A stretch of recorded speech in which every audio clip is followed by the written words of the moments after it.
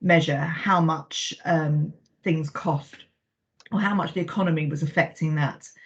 But the second thing that happened at that time was the cost cap calculation, which had been put in place to value member benefits. And that had a different sort of set of assumptions and objectives around it. And when that was done, it was considered that member benefits, the cost of member benefits had actually gone down. So the cost of providing those benefits weren't as much as had originally been expected. And therefore, within what they called the boundaries of that, there was essentially, they found there was room to make those benefits better. Now, I think it's been called itself within the consultation a rather perverse outcome, that actually the cost of providing those benefits was so much for employers that they had to pay more, and yet the cost of providing those benefits to members had supposedly gone down, and therefore members could have more. So at that particular point, it was commented that there would be a consultation about whether those mechanisms had worked. And of course, at the same time, the effect of that 2016 cost cap was actually paused, although the effect on the member contribution, the employer contributions wasn't. So the effect on actually whether members would have those benefits changed was paused because of the age discrimination case in Sargent. And what they have now done is done those consultations that they said they would do, and they've looked at those two measurements, those two mechanisms, sorry, not measurements, those two mechanisms that caused those issues in 2016 to relook at them and actually consider why did that happen, and is there anything else that should be done differently to ensure that that works smoother in the future. So hence the two consultations. So there's a consultation on the discount rate, which applies to the to the valuation of employer contributions, and then there is a consultation on the cost cap mechanism that applies to how you value the cost of providing member benefits. So I'm now going to pass on to Craig, who will hopefully be able to pick up any inaccuracies in my introduction then, and take that forward. Thank you. Thanks, Claire. That was a fantastic introduction. I was going to say I was making notes to see if there was any inaccuracies as you went along, but I think you covered all those points there. So what I'll do, Chair, if that's okay, just start sharing some slides and essentially just sort of pick up where Claire started from. And usual check just to make sure you can all see my slides before I go on. Thank you. Yeah, we can. And Craig, how do you want to handle questions? Because we're a small number, so are you happy if there's questions, particularly for clarity on the way for people to ask? I think so, yeah. So we'll obviously 2-hour meeting. My presentation definitely won't take 2 hours, so there'll definitely be time at the end. But we do stray into some fairly actuarial topics here. So if any of the group does have any questions for clarity or anything like that, please do shout up rather than wait to the end. More than happy. And given that with the screen sharing and everything, you know, please people feel comfortable to dive straight in. And if you get lawless, I'll enter. But I'm sure that won't happen. Okay. So as Claire said, there's two consultations that have been launched last month, which affect all public service schemes and therefore the Public Rights Pension Scheme. So these are on two things. The first is consulting on potential changes to the cost control mechanism or the cost cap. So these are changes to the actual mechanism that's used to ensure a fair sort of spread and balance of cost and risk across the benefits in the scheme. And the second is a fairly kind of actuarial consultation into the discount rate methodology. So potential changes into how Treasury set the discount rate used in valuations more widely. And we'll cover both of those in the next kind of half hour, an hour or so as we talk through. But we'll first pick up on the cost control mechanism consultation, or the cost cap mechanism. And as a little bit of background, the government actuary published a review into the cost control mechanism in May this year. So as Claire alluded to, this was after the initial round of valuations in 2016, all public service schemes showed that the cost cap floor had been breached. So in theory, the cost cap floor or ceiling should be breached in what are called sort of fairly extraordinary circumstances. But the fact that every single public service scheme breached at the first valuation perhaps suggested that needed a second look at this. So Government Actuary published a review in May. This contained a number of recommendations for change and some things to consider. The following month, so in June, Treasury published a consultation on their proposed changes to the mechanism. And that consultation picked up on some of the recommendations from the Government Actuary. If we look first at what the objectives of the cost cap were when it was first designed a number of years ago. So the boxes in blue were the original policy objectives that were introduced when the cost sharing mechanism was designed. And these were essentially maintain the value of the scheme to members, provide stability and certainty to the level of benefits that members are building up, and protect the taxpayers against unforeseen costs. Now, just pick up on the little asterisks against the first one. The Government Actuary acknowledges that the value of the scheme to members is potentially subjective. That could be an annual value every year, measured either in pounds or measured as a percent of salary. That could be value in terms of how much benefit the members are expected to get over the course of their lifetime, potentially linking to increases in life expectancy. So it's not necessarily entirely clear cut what value means, but it's clear that that was one of the objectives, was to protect some level of value to members.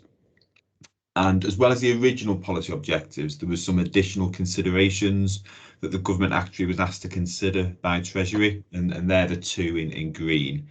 So they consider the impact of any proposals on intergenerational unfairness, and also the government's ability to respond to future developments. What we've done is we've tried to put a bit of a rating on these. Now, two things to note is that any rating is extremely subjective, and these are our attempt at putting a ratings on the objectives, rather than these aren't Treasury's or the Government Actuary's view. And just to kind of explain our thought process here, we think the cost cap did do a pretty good job at maintaining the value of schemes to members.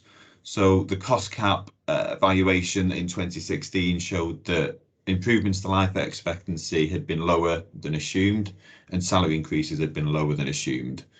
So because of that, the value of the scheme to members was lower than previously assumed, the cost cap floor was breached, and benefit improvements in the normal sort of working of the mechanism would have followed. And we also think that the current setup it does allow the government to respond to future developments. There are potentially the right balance there. There's enough costs covered by the mechanism that does allow government to respond going forward. But there are a few areas where we think it did fall down. I think it's fairly safe to say that it didn't or doesn't necessarily provide stability and certainty to benefit levels. If the floor was breached at the first valuation, and it's kind of expected to be breached at valuations going forward, we don't think that is a mechanism that's providing stability and certainty to benefit levels. It can be argued quite strongly, I think, that it didn't necessarily protect taxpayer from unforeseen costs. So this is alluding to what Treasury and the Government Actuary have called a few times the perverse outcome, in which benefit improvements to members were being seen at the same time as increases to employer contribution rates. Now, as Claire set out at the start, they were arising from two different things. The cost cap looked at falls in improvements to life expectancy and essentially said the value of the scheme is less to members, we need to improve that, alongside the same time that Treasury reduced the discount rate. Now, in the actuarial world, if you reduce the discount rate, costs go up. So those two things are happening at the same time. So we think there's an argument that it didn't protect the taxpayer from unforeseen costs. And finally, there's an argument that it does fall down a bit on the intergenerational fairness point. in the about 2/3 of the breach that happened at the 2016 valuation arose from past service costs in the legacy schemes, where generally older members were accruing benefits, whereas the changes to benefits as a result of that breach are made to future benefits in the reformed scheme, where typically younger members are accruing benefits. So there's arguably a bit of a mismatch there between where the breach is arising from and where it's being remedied. But again, these are subjective, and these are just kind of our sort of initial, extremely subjective, I should say, and these are just kind of our initial start for 10. Quickly, just a bit of refresher in terms of what is assessed in the cost cap. So what is included in the cost cap calculation are past and future service costs for benefits being built up in the reformed scheme, and past service costs in the legacy pre-2015 schemes for current active members. It also includes things such as mortality experience.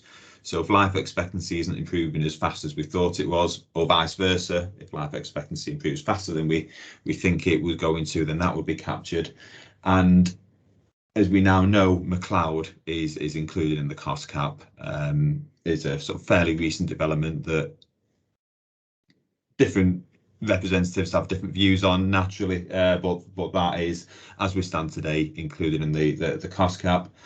What isn't included, as we currently stand, are any past service costs in the legacy schemes for any non-active members, so deferred and pensioners, and fundamentally, quite importantly, changes to things like the discount rate that Treasury make, or changes in how GAD sort of go about doing their calculations. So any kind of non-member costs are excluded from the cost cap.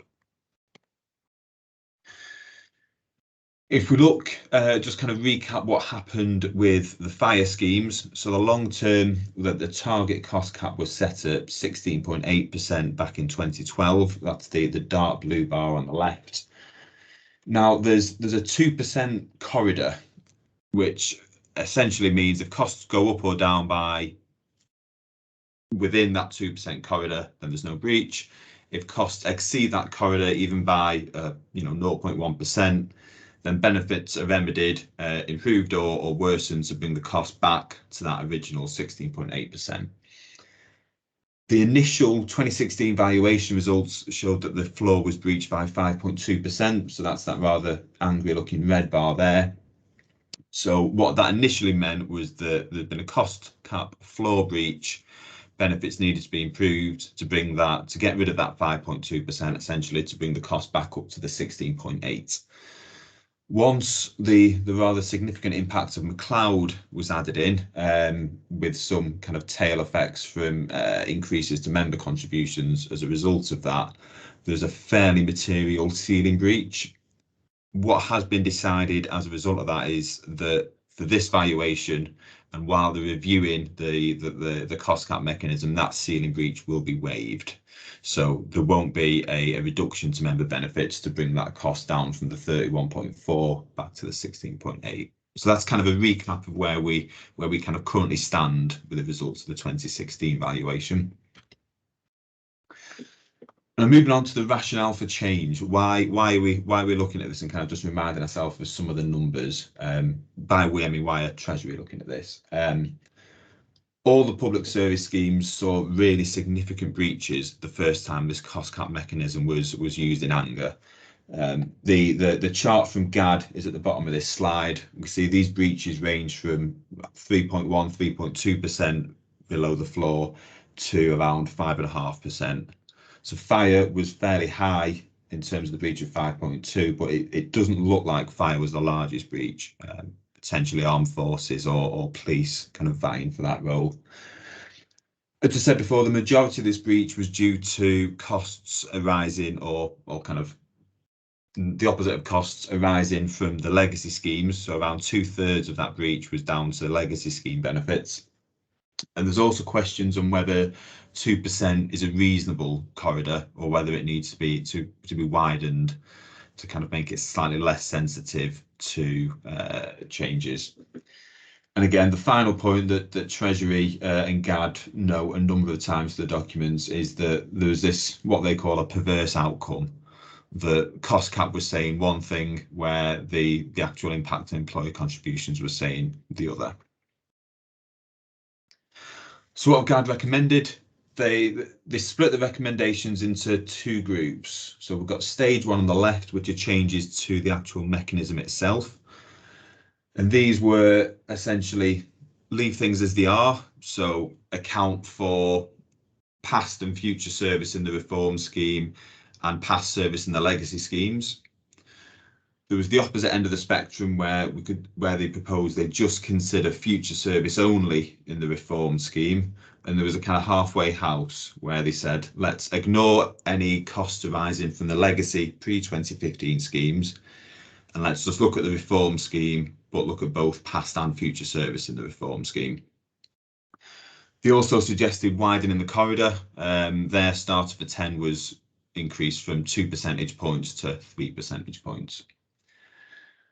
The second set of recommendations was a kind of a validation stage. So as well, or instead of tweaks to the actual mechanism, they introduced the idea of what they called an affordability offset assessment, which I'll come on to in a second, or a review of any breach before any benefit changes are implemented. Treasury have picked up 3 of these in their consultation. So Treasury proposals are that the mechanism now ignores past service in the pre-2015 schemes and just looks at any costs arising from the reform scheme, both past and future service. They've also proposed widening the corridor from 2 percentage points to 3 percentage points for all schemes. And they've gone with what GAD have called an affordability offset assessment. Treasury didn't like that name, so they've called it an economic check, but it's essentially the same thing. So picking up on these, and again, please do stop me if you've got any questions as we go along. So the idea, the rationale behind looking at reform scheme benefits only is that it does bring a bit more consistency between the benefits that are assessed by the mechanism and the benefits that can be adjusted by the mechanism going forward. In the short to medium term, this will probably improve stability. Over the long term, as you get more and more past service in the reform scheme, then the same questions will arise at some point in the, is there an issue of intergenerational fairness? But over the short to medium term, this will improve stability. Coming on to widening the corridor, the idea behind the corridor was that, or behind the cost cap generally, was that it would only be breached in extraordinary or unpredictable events. So GAD's comment was that if you currently set it at 2%, it could be breached by non-extraordinary events, which I took to mean as ordinary events. If they go with the reform scheme proposal only and keep the corridor at 2%, they estimate that it will be breached every 5 valuations or once every 20 years. If they go with the reform scheme only and widen the corridor to 3%, they estimate that it will be breached 1 every 10 valuations or around 1 every 40 years.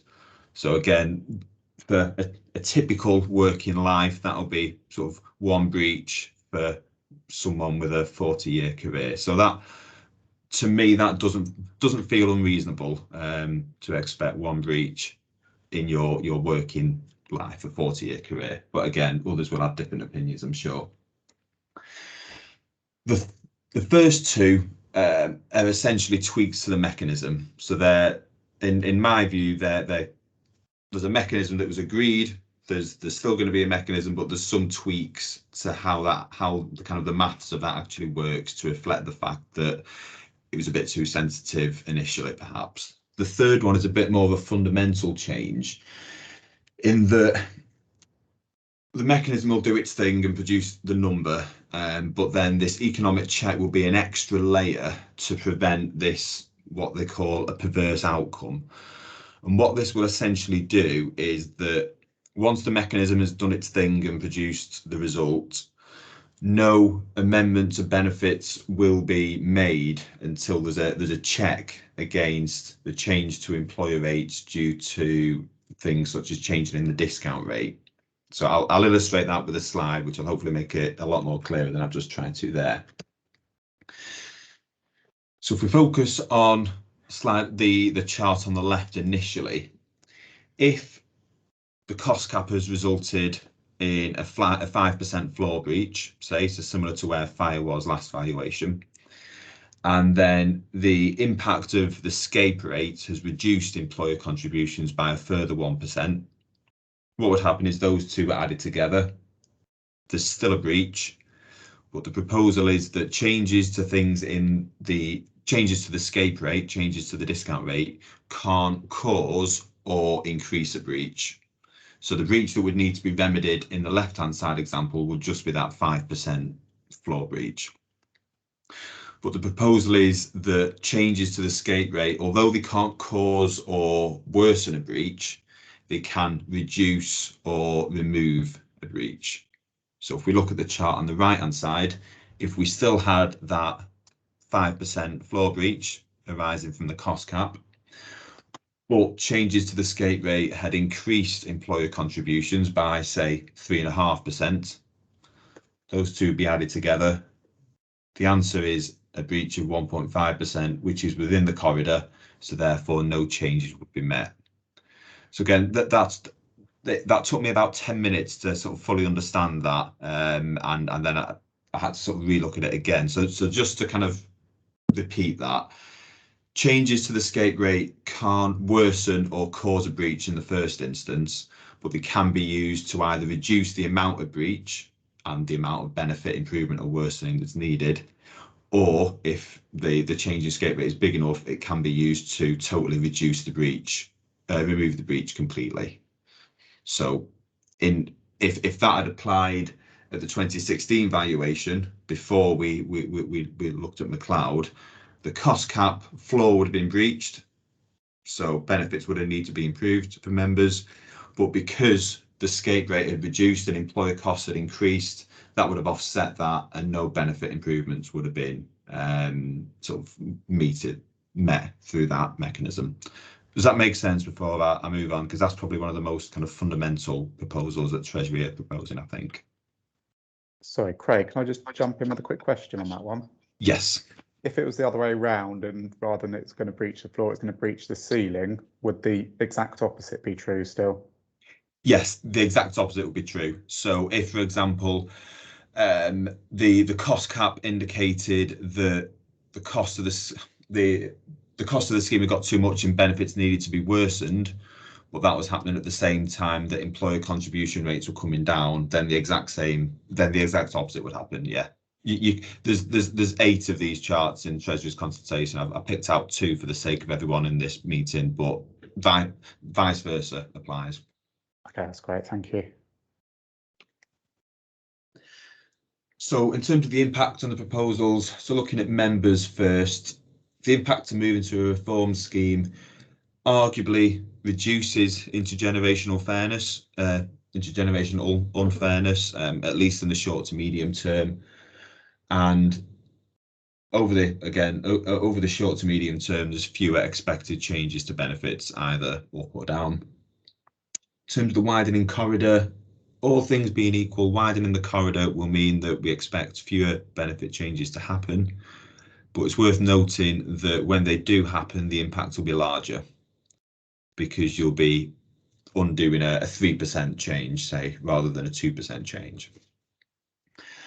The economic check, again, impact of that is that there'll be fewer benefit changes to members, either up or down. The significant impact there, I guess, is that member benefits will be impacted by choices made by, or decisions made by Treasury in terms of what their assumptions are for long-term GDP growth or inflation expectations. So that is a more fundamental change to the cost cap mechanism than the other two, I would argue. From an employer's point of view, moving to a reform scheme only means that any gains or losses that arise from the legacy schemes will be borne by employers / the taxpayer, rather than feeding through to benefit changes for members going forward. A wider corridor means that larger costs could occur gradually over the long term without any remedial action, and vice versa. And the economic check from the employer's point of view, ultimately it will mean more stable costs, and these perverse outcomes that Treasury and GAD refer to are less likely to happen. So coming to the end of this section now, I just thought it'd be useful just to quickly look at what items aren't in the consultation. So the key one, especially for fire, is that they've not considered a scheme-specific corridor. So just to explain this point, you look in the table at the bottom right of this slide, the kind of the initial long-term cost of each scheme is different. So teachers, NHS, they're the kind of relatively cheaper of the two, about 20% of pay. That's employer and employee contributions. Other end of the scale, you have the more expensive schemes. So that's essentially because they've got a lower retirement age. So fire and armed forces at 30 and 35% of pay respectively. But all public service schemes have the same fixed 2% corridor. So what that means is that the more expensive schemes, so fire, police, armed forces, all things being equal, are more likely to breach this fixed 2% corridor than the less expensive schemes, such as NHS and teachers. So to breach a fixed 2% corridor, costs in fire would need to go up by 7%. 7% of 30 is about 2%. Whereas cost in teachers would need to increase by 10% to breach. So again, just making the point that there's a material difference in the long-term costs of the various schemes, but they all have the same corridor. Now, Treasury did note this, and their view, which I don't entirely agree with, is that this would be overly complex and more difficult for members to understand. I'm not suggesting for a second that members understand the cost cap mechanism as it is, but I don't feel like this would materially change that either way. But they clearly don't want to do a scheme-specific approach. But in my view, that would be possible. You could set, rather than a 2 percentage point increase, you could set a margin of cost can't increase by more than 10% or 15% of the cost. Second item that's not in consultation is that the government actually suggested that you could have what's called a layer of judgment. So you'd do the mechanism through, and then there'd be a kind of a conversation or a discussion on whether benefit improvements or worsening benefit reductions should actually be implemented. So they didn't have too much of a view on this, GAD, but they suggested this could be anything from an independent panel to solely at the discretion of government. Treasury's view is that it would be preferable just to have a mechanistic approach to this rather than have introducing any more subjectivity or complexity by having a panel review the findings and make a recommendation. So they're not consulting on that. But interesting to know that that was one of the things that GAD raised as something to consider. I've quickly put the consultation questions up. I will repeat these at the end of the slides if we want to. So I wasn't going to kind of go through these piece by piece, but we can do at the end of the presentation when I pick up on the SCAPE discount rate. So I'm going to take a second and have a glass of water because my voice is getting more hoarse by the second. But before I think it's probably worth covering the SCAPE consultation next. But before we do get into kind of a lengthy discussion on cost cap, because there is some interplay between the two. But I just ask if there are any initial questions on that before I do move on from anyone. And Rob or James, if I've missed something, please do shout. Yeah, I was just going to say that we'll return to these questions at the end anyway. But yeah, I've got a couple of views on some of those questions, which I'll share at the end. I think you're on mute. Sorry, Joanne. Just to give your voice a bit more of a rest, but also to ask, did the government actually say somewhere? I thought I'd remembered reading that no technical mechanism could actually succeed in guaranteeing everything, which was why he was recommending the extra stage. And if we are concerned, I suppose, about what might go wrong in the future, I was interested in the fact that Treasury had kind of said no, they wanted to keep it purely technical. Yeah. if I'm honest, I think I'm sympathetic to Treasury's view there. Government actually does kind of state at the outset that these 5 objectives that it's come up with, no mechanism or no combination of mechanism and review process is ever going to meet all 5. There's always going to be trade-offs. You're never going to get a scheme that is completely reflects changes in cost to members while providing stability, while providing protecting the taxpayer. There's always going to be a trade-off there. I totally agree with that. So yeah, it's always going to be a balance, and I guess sort of SAMP's role is making sure that it's reaching the balance that we think is most appropriate among other roles. Okay, so I'll continue with the SCAPE consultation, and I will provide a definition of SCAPE for those scratching their heads. So SCAPE discount rate, which I've recently found out stands for the superannuation contributions adjusted for past experience, is essentially the expected return government expect to get. As Claire said at the outset, in a funded scheme, so the LGPS or a private sector scheme, this would be essentially what returns you expect to get on your assets.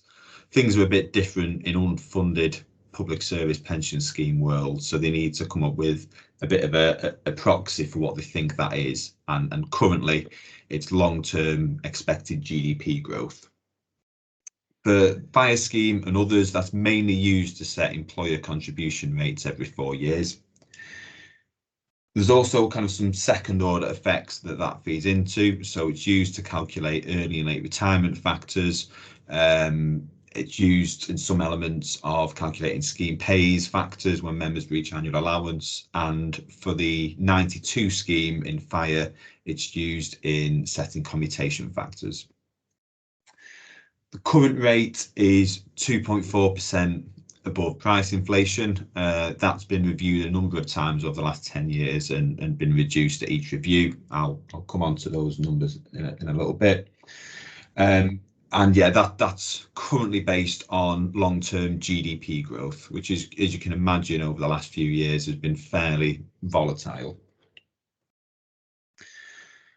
Looking at the objectives for setting the SCAPE discount rate. So back in 2010, 2011, at the last review, the original objectives was that the SCAPE rate would provide a fair reflection of costs for employers in terms of the benefits that their employees are building up. It reflects the future risks to government income. A rather wordy supporting the plurality of public service provision of public services, which after some Googling I took to mean gives a bit of a level playing field for organisations providing public services that may or may not be outsourced, that it's transparent and simple, and that it's relatively stable. The 2021 objectives, the good news is there's fewer of them.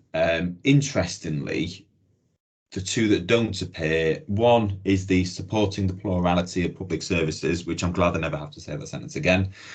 The response from Treasury is the new fair deal guidance that's been introduced in the last sort of 5 or 10 years kind of ticks that one off. Interestingly, the transparent and simple objective I cannot find anywhere in the consultation, so that appears to have gone missing in the drafting somewhere.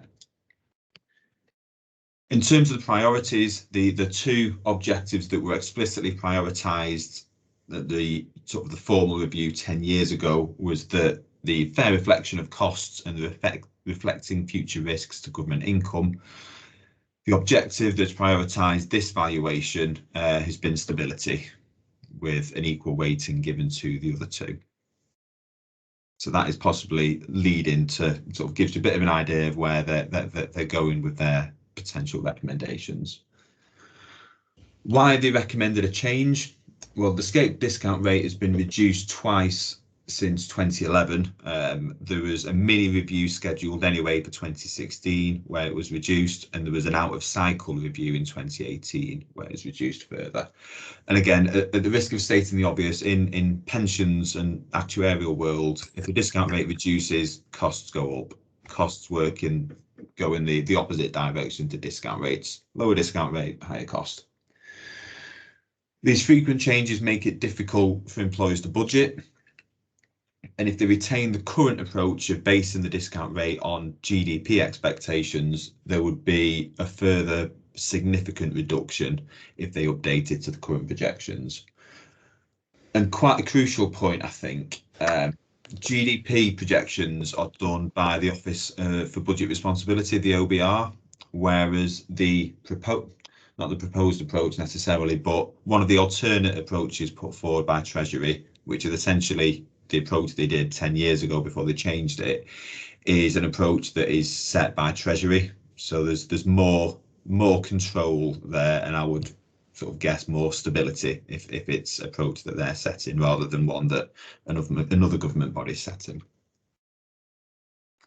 So the consultation seeks views on 2 different approaches to setting the SCAPE discount rate, and these are essentially stick with the current approach of using GDPR, maybe with a couple of tweaks to make it a bit more sophisticated and vary by term rather than being a single rate, or instead base it on the social time preference rate, potentially with a couple of tweaks.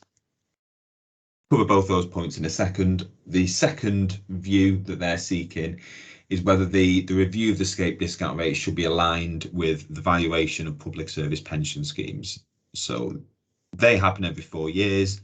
The review of the SCAPE rate happens every 10, with a mini review every 5. So there's obviously a bit of a disconnect there between the two. So their proposal is let's link those 2 up, which seems eminently sensible.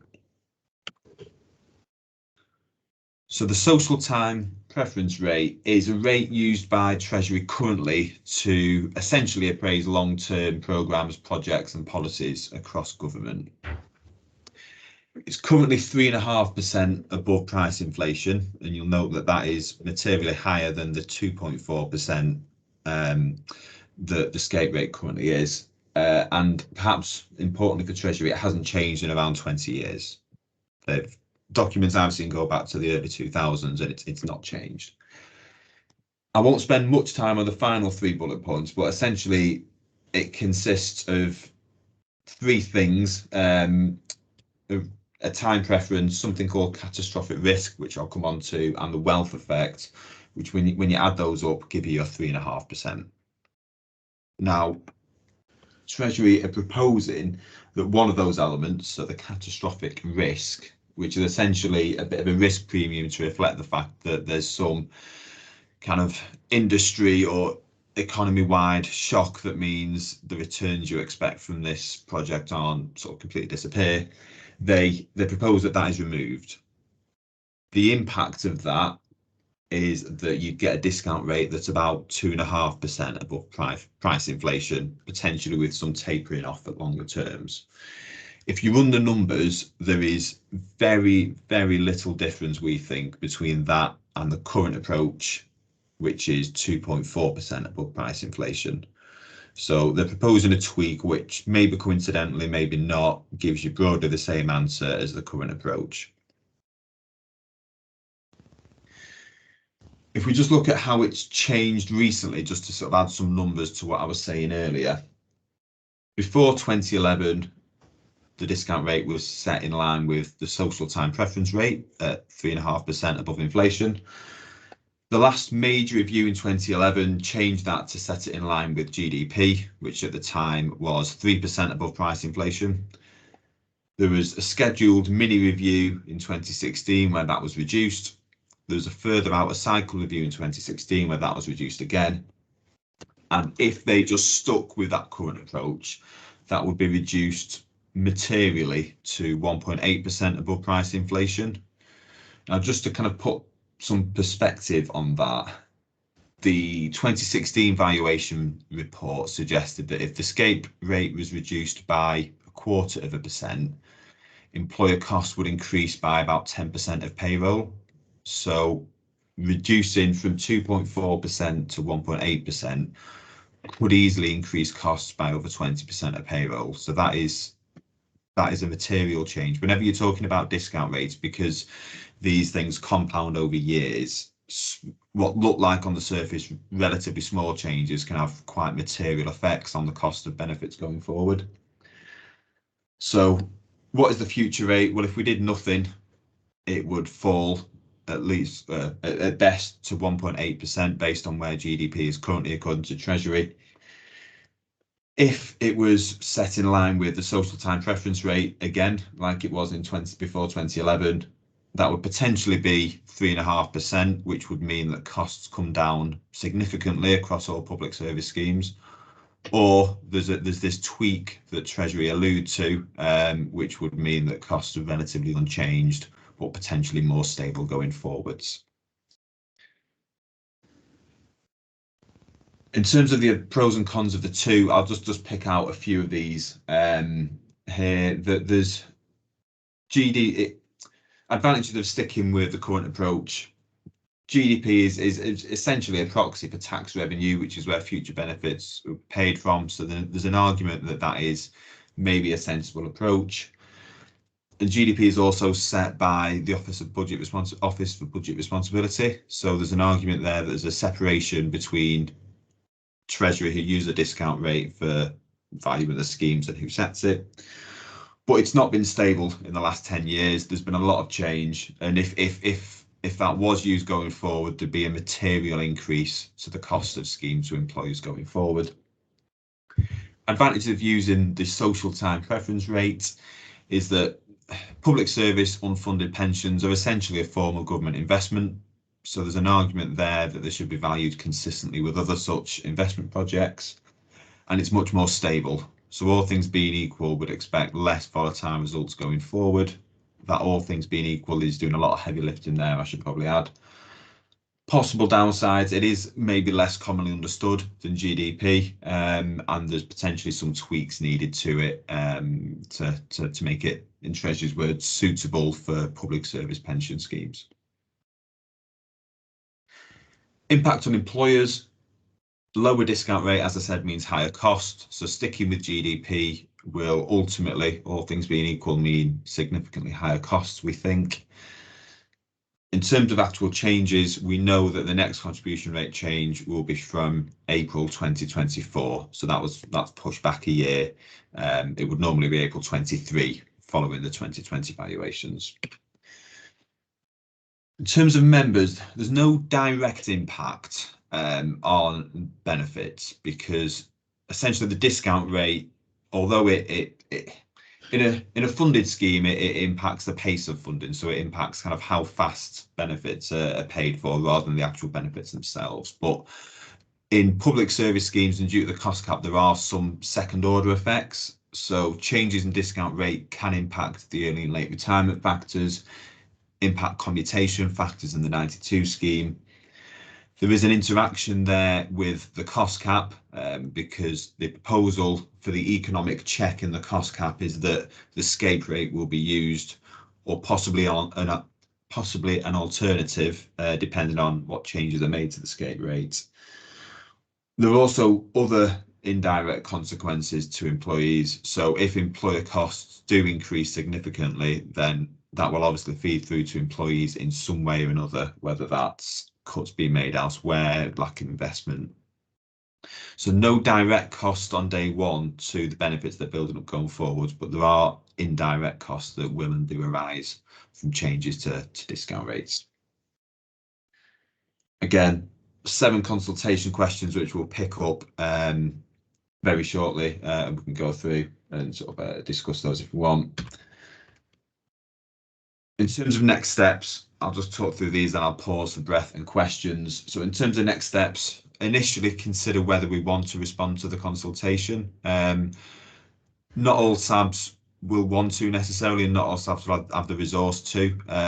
Based on Roger's comments at the outset, I don't think that applies to this group, but that's kind of the initial question, is whether you want to respond. Consider whether to endorse or reject the specific recommendations. That's essentially, do we answer each question one by one, or just kind of give a high level view on the objectives and whether things are missing. In terms of deadlines, deadline for responding to the consultation is the 19th of August, which I think is the minimum time required by law, rather than the usual 3 months. and we have a SAB meeting next week to hopefully firm up any responses. Okay, I can see Rob's just come on camera. I don't know if Rob, you wanted to add something, or I'll just take a breath and sort of pass back over to Roger. No, I'm happy for it to go back to Roger at this stage. But as I say, we've got the questions again to have a look at if we want to go through those in a moment. Yeah, well, thank you, Craig, very much for taking us through there. And I'm sure I'm not the only one that's whose brain is somewhat thumping at the temples, saying, taking all that in. It strikes me that obviously we have the opportunity to respond, and given the impact, of course, that this whole process has, and where we were on that scale, it would seem sensible to respond. Ensuring that response, I think having a joint collective in one place point of view may be quite a challenge for the board, but the board shouldn't worry about that. I mean, it is there to be consulted on. It is made up of representatives of both sides, and I'm sure there will be there may be some similar views, but there may be some differing views as well. And I think we need to be clear that when we're putting any sort of observations in on the consultation, that they reflect the broad feelings within the board themselves. But I think, is there any particular questions anybody's got at the moment for Craig or Rob?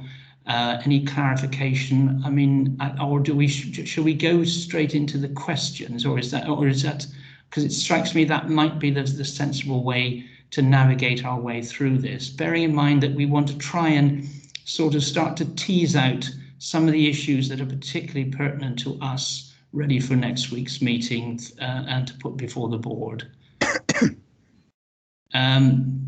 Rob, I'm sure whether Craig or Rob is going to do the questions. Yeah, sorry, Roger. I'll just before we do the questions, one thing I just wanted to share with Scheme Advisory Board. Craig mentioned that some of the other Scheme Advisory Boards might not be responding to the consultation. I do understand that Treasury has given alternative ways of feeding into the consultation to some of the Scheme Advisory Boards. I don't know, Roger, if you've had a similar invitation on the Local Government Pension Scheme Advisory Board, but there's I understand Treasury have offered sessions in small group form for some of the Scheme Advisory Boards, which I think some of the other Scheme Advisory Boards are taking up that option rather than formally responding to the consultation. But I'm just making colleagues aware that's an option. If we need to make a definitive decision today on whether we will actually respond formally. I think Joanne has a hand up, maybe answering that question. Joanne. You're on mute. You're on mute, Joanne. Okay, sorry.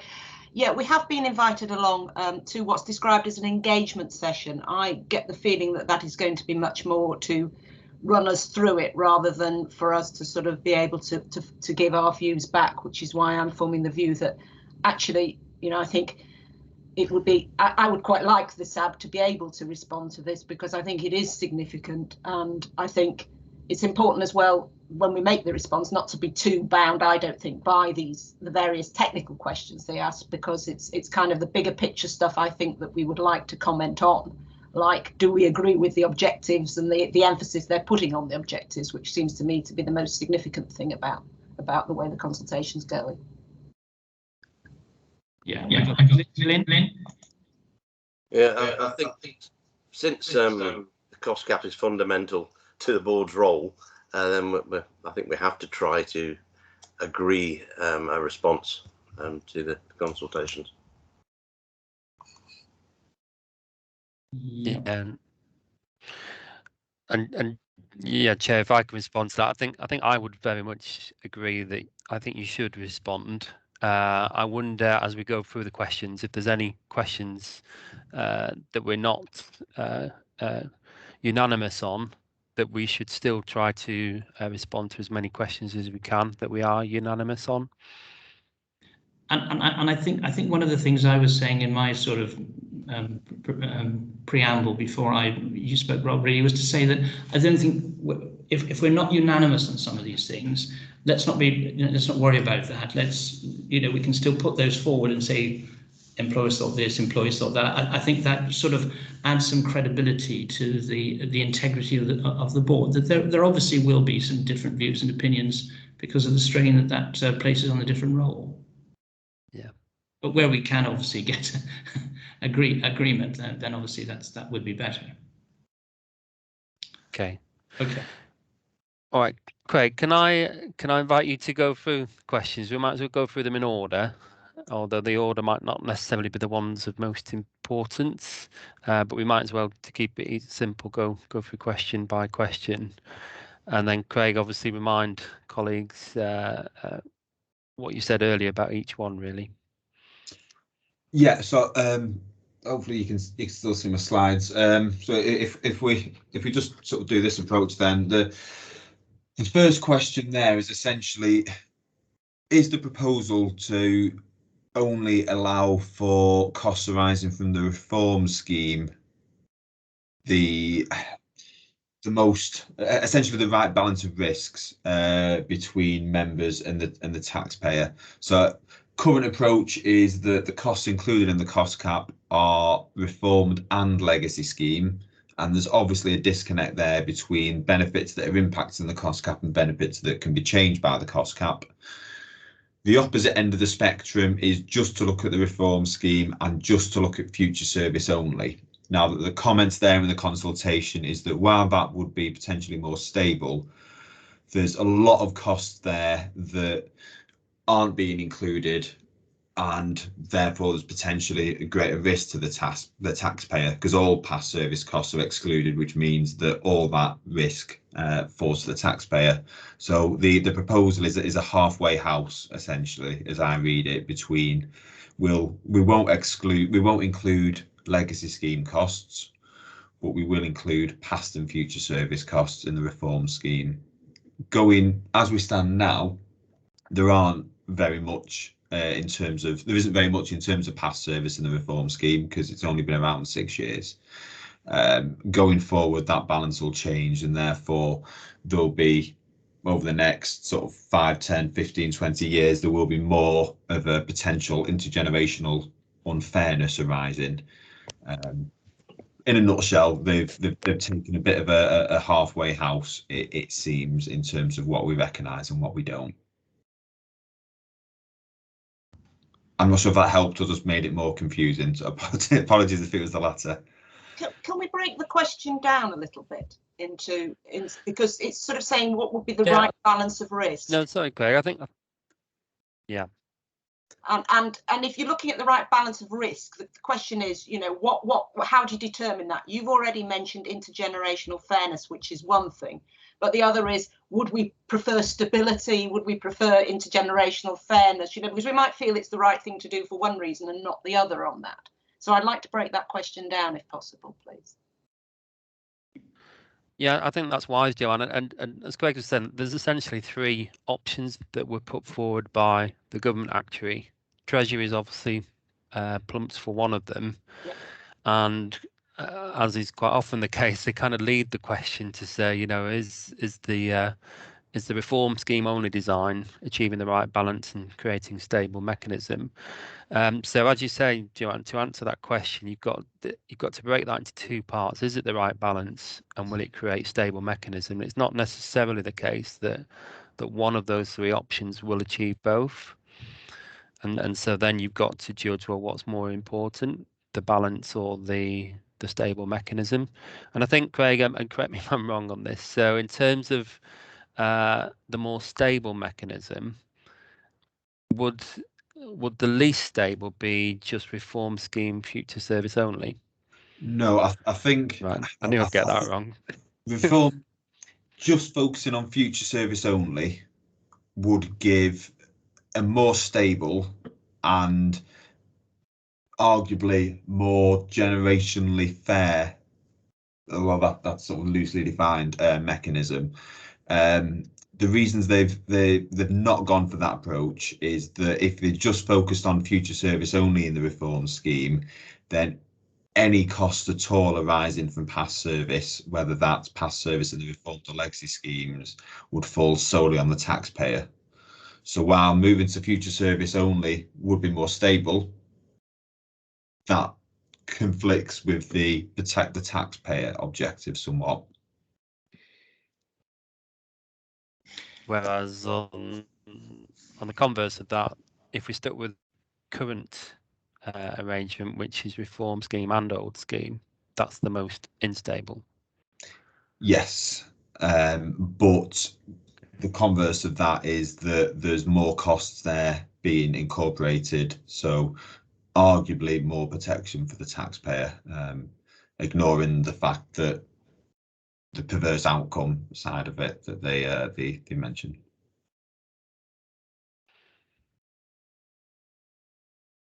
So that would indicate really that what they've tried to do is to try and put some sort of balance between those opposing components of balance and balancing risk and stability. And would we broadly recognise their attempt to do that, but be cautious of the risks that are involved, particularly with our scheme? I'm sort of putting that out for feelers from the rest of you. Glyn. Yeah, my sort of initial feeling is that reform scheme only has to be the way forward, because it reflects the cost of the reform scheme. Bringing in legacy costs of no control over in the current scheme doesn't seem right somehow. But the question is, there's a concern about who picks up the costs. Thinking of the particular issue with the remedy at the moment, we have to argue that is down to the mistakes of government in getting the scheme wrong to start with, and the transitional arrangements. So, look, going forward, that shouldn't matter. That's something that government has to bite the bullet on and pick up the cost. But going forward, we'll look at the scheme that we've currently got and look at the cost of that only.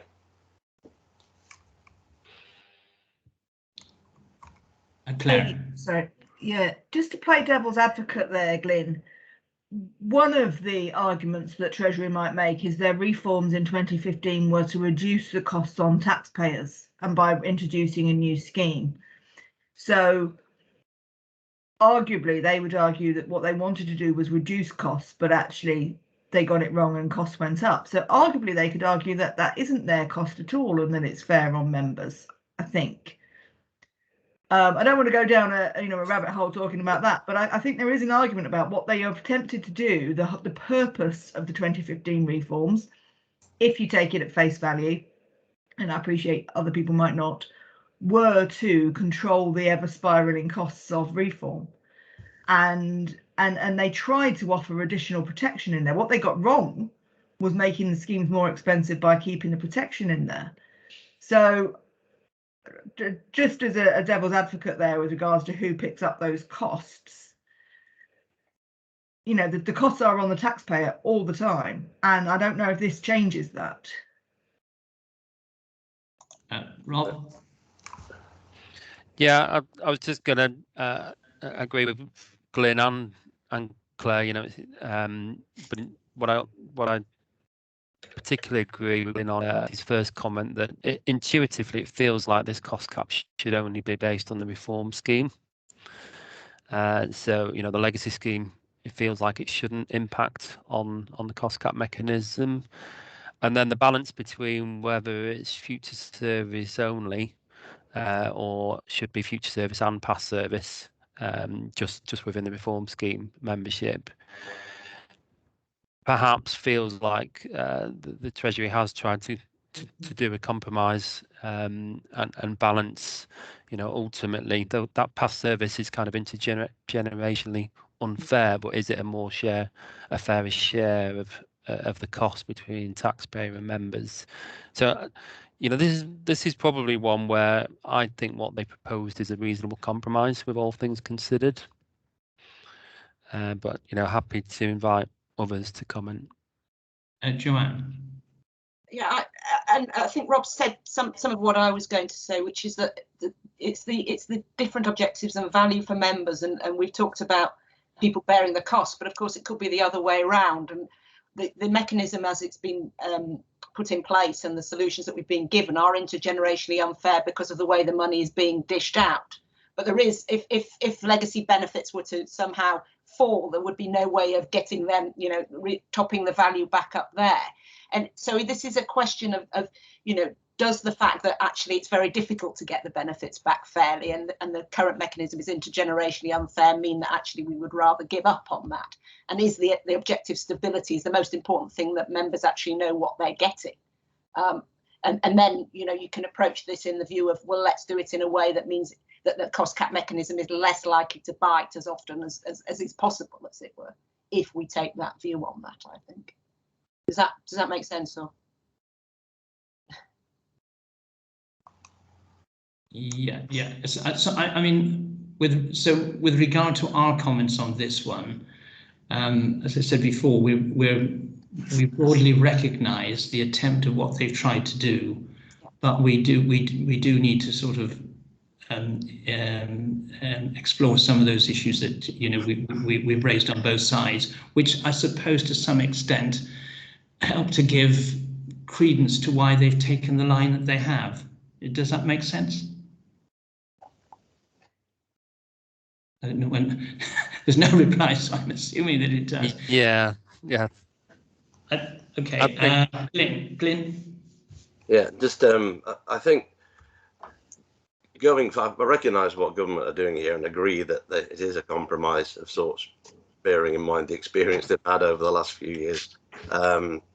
But looking at the scheme going forward, probably that's the only way you can really control costs and have a mechanism that works on the future. But accepting that within the scheme as a whole, then past service costs don't go away, they have to be considered. So I think I could live with a reform scheme only, including past service costs within that scheme. Obviously, a lot about the mechanism depends on other factors such as the SCAPE discount rate and whether look at the affordability. So you can't. It's difficult to look at one thing in isolation because other aspects of the consultations do impact on it. But we'll come to that surely in a few minutes. I think I'm conscious that we need to manage time on all of these, and as you say, I think we've sort of reached a place on that one. But again, they're all very much interlinked. Are people happy to go on to the second element, and then we can probably sort of work out at the end where our general fix is on in summary. Okay. And Craig, I think you can take 2 and 3 at the same time. And again, just a brief reminder of what we're talking about here and why Fire might in particular want to respond to this one. Yeah, I was going to say these two are very interlinked in the current proposal. The current situation is that the corridor is a fixed 2 percentage points for every scheme. If they went with the reform scheme only design, continuing with a 2 percentage point corridor would mean a breach once every 20 years or so for each scheme. Increasing that to 3% would increase that to breach every 40 years or so. So 2 questions in that, do you agree with the intention to widen the corridor? So I guess that can be phrased as, is once every 20 years, which is the current situation with a 2% corridor, too many, too few breaches, and is, if you think once every 20 years is too often for a breach, is the proposal to move to once every 40 years a reasonable change? Phrasing that slightly differently, and the kind of the follow-up to that is what's not been consulted on is a scheme specific corridor more appropriate rather than the same fixed gap for all schemes? Yeah, and I think just to add, sorry, Joanne, the scheme specific for fire would mean that the corridor size would be higher than 3%, to reflect that the cost cap for fire is higher than some of the other schemes, and I think that is worthy of discussion, and whether we would respond to suggest that scheme specific might be more appropriate. Okay, Joanne. Yeah, it was again to follow up on that very point, really. I mean, the government actually, in his original report, I think, put both forward, and the Treasury have dropped the scheme specific one. I'm assuming that 20 years that's referred to, once every 20 years, is actually for an average scheme rather than for a fire scheme, and that if it was once every 20 years for an average scheme, it might be sort of a lot more frequent. Well, you know, for fire, because of us having the more expensive benefits. Although I don't suppose that you can give us oh yes, it's once every 15 years or anything like that. Yeah, their figures from GAD, and there's some heavy use of rounding going on there, so I expect that's for an average scheme. Teachers maybe slightly fewer, fire maybe slightly more, but that's kind of, it's more looking at the impact of the changes in those figures as the cost cap, as the corridor changes. But obviously the specifics of fire will be different than this average they use. Yeah. And if you went back to the principle of avoiding it, you know, of what's a reasonable frequency for it to occur, then you would come up with the scheme specific one, wouldn't you? If it was, you know, you wanted it to happen once every 40 years or once, you'd have a different. Yeah, I'm sure GAD could work backwards to do a 3.5% or something like that. Yeah. Glyn. Me again. I've got some concerns about widening the window, because the changes, when they do occur, will be bigger, so they will hit harder on those that are in service at the time. Although I do acknowledge that the changes might be more frequent. Also, I suppose there's nothing to stop a board making recommendations if we became aware of a trend that looked as though we're going to breach over a couple of valuation windows. That might help. But also, I think again, we're back to the escape adjustment in it. That could make the thing more stable, the cost more stable. So again, it's not something that works in isolation. If we're concerned about fluctuations if it stayed at 2%, but then if there's another mechanism that can offset, if you like, these variations, then that might help. But yeah, I think the original point about the potential for large change is a concern.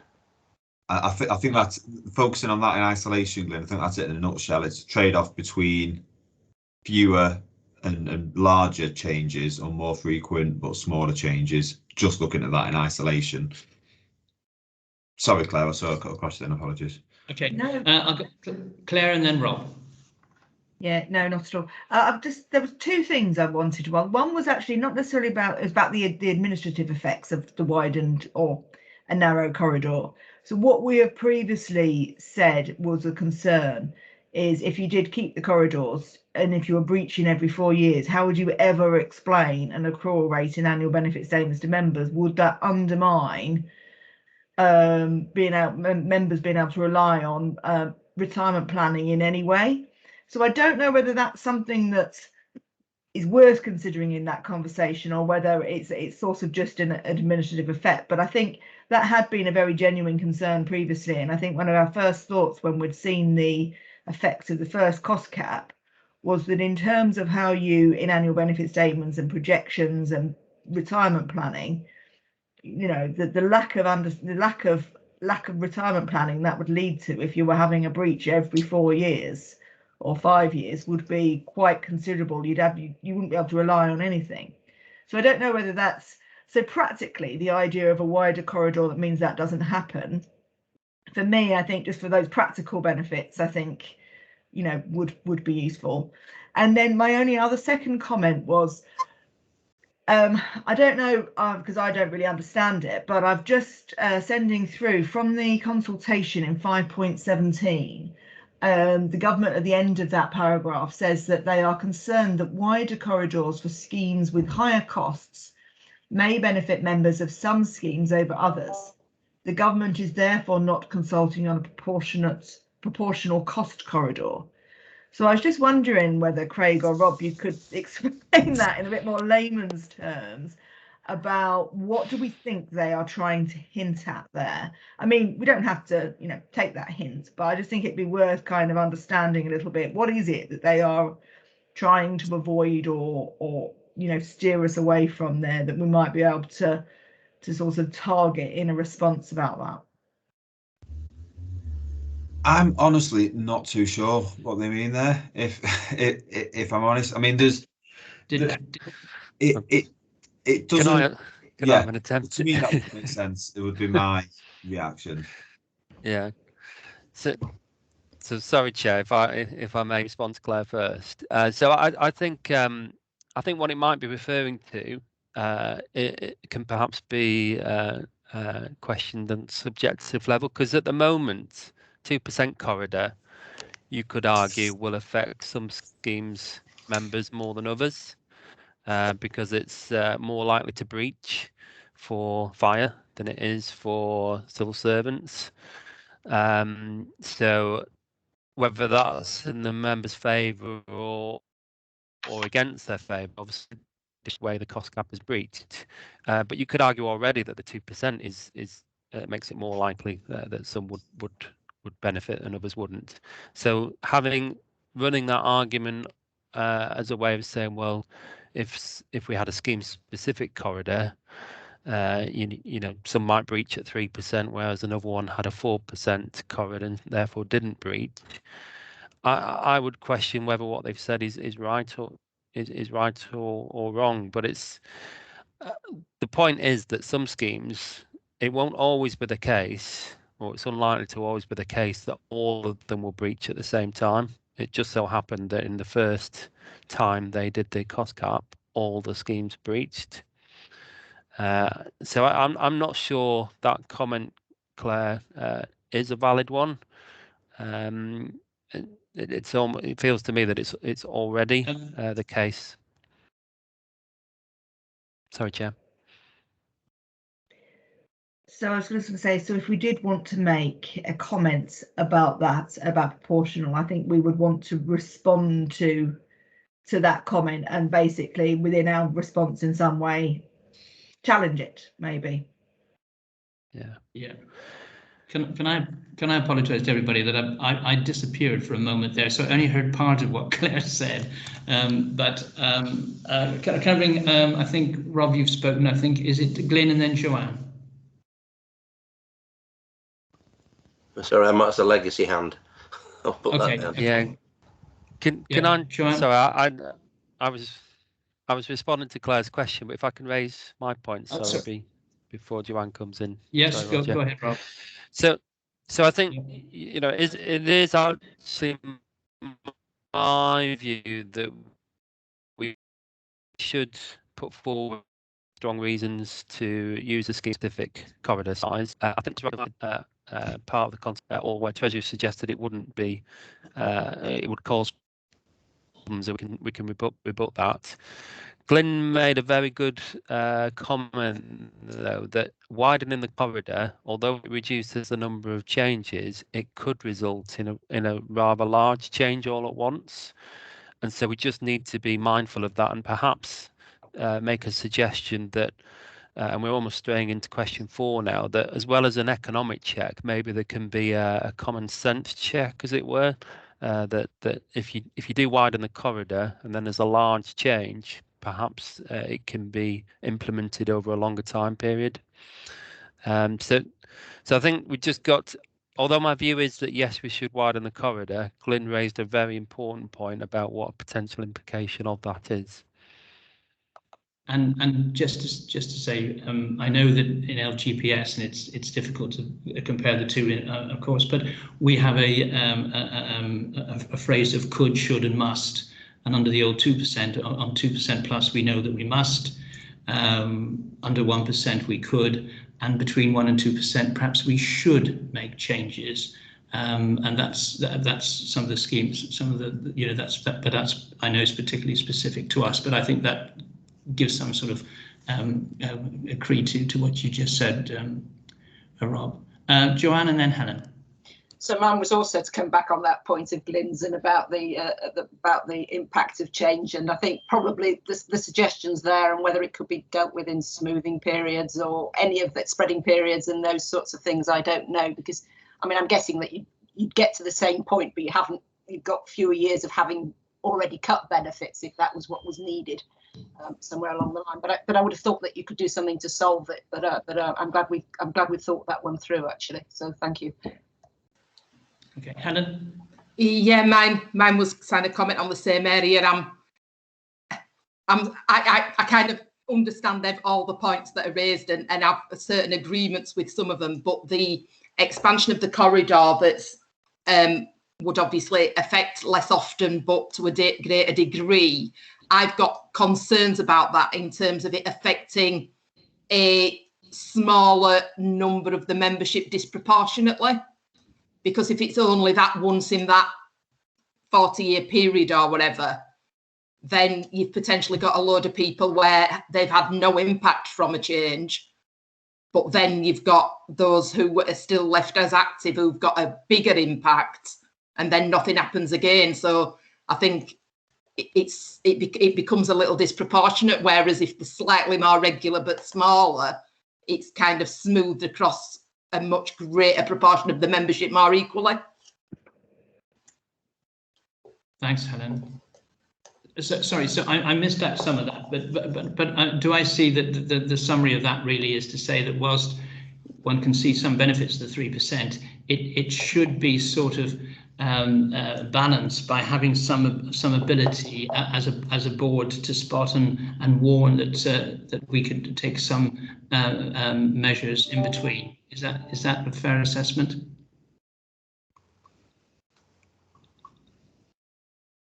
Glyn?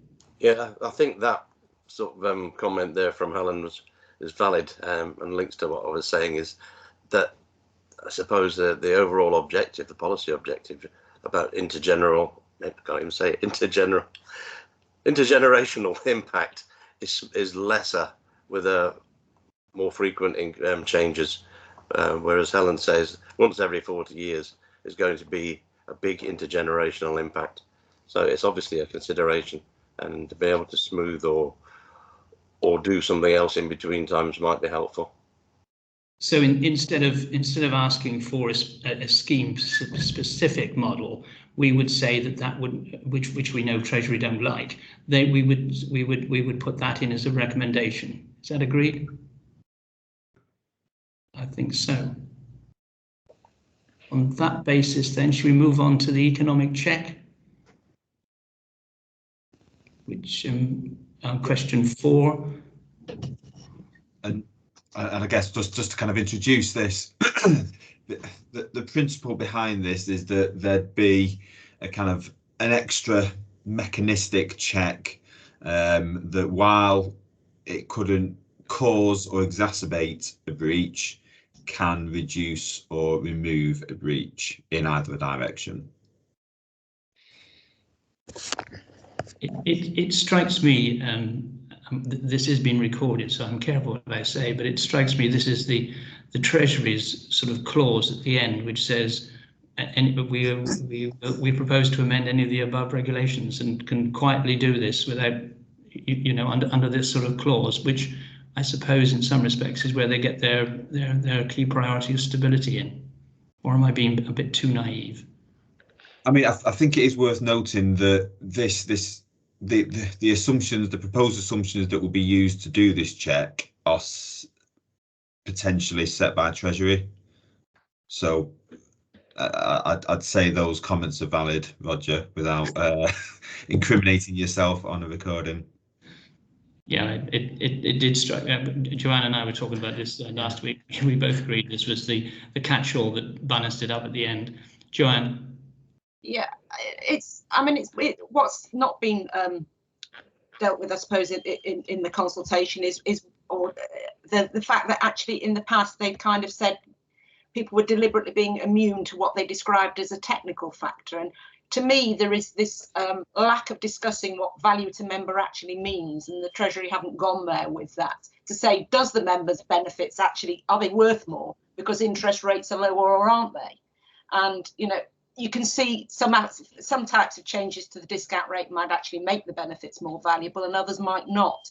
So it's now we've tried it one way. Now we seem to be suggesting that we'll try it another sort of way in this sort of area, and we've not really, I suppose, had much debate in this consultation around, well, what is increasing the value, as I say, and what do we think value should actually mean. And I think it's hard without having that discussion to actually say whether this is a good proposal or not, I guess. Yeah. And Rob? Thanks, Chair. And again, I think it's worth noting that I think government actually put forward two suggestions. One of an economic check being an objective measure, and one being more of a common sense review on whether the cost cap should go ahead, which is perhaps more subjective. Now, Treasury appear to criticise that second one because of its subjectivity, and so they prefer an objective mechanistic approach. But the fact of the matter is, as Craig had mentioned, is that Treasury sets the assumptions for that mechanistic approach. So, they've removed subjectivity but introduced a control which is solely at their discretion on how to set the economic check. So again, I think, as well as considering whether economic check's right, I think Scheme Advisory Board should consider whether the option that was dropped, whether that would be more appropriate. Claire. Sorry, it was just a clarification question. If this economic check or that other proposal, if either of them had been in place in the 2016 valuation, so regardless of, that was across the full range of benefits, and it was for the 2% corridor. But if there'd been this kind of economic check in place in the 2016, would that alone have done something with the breach? So just trying to understand what the effects of this would be, because presumably this is the so-called stability bit, maybe. And yeah. Oh, sorry, Claire.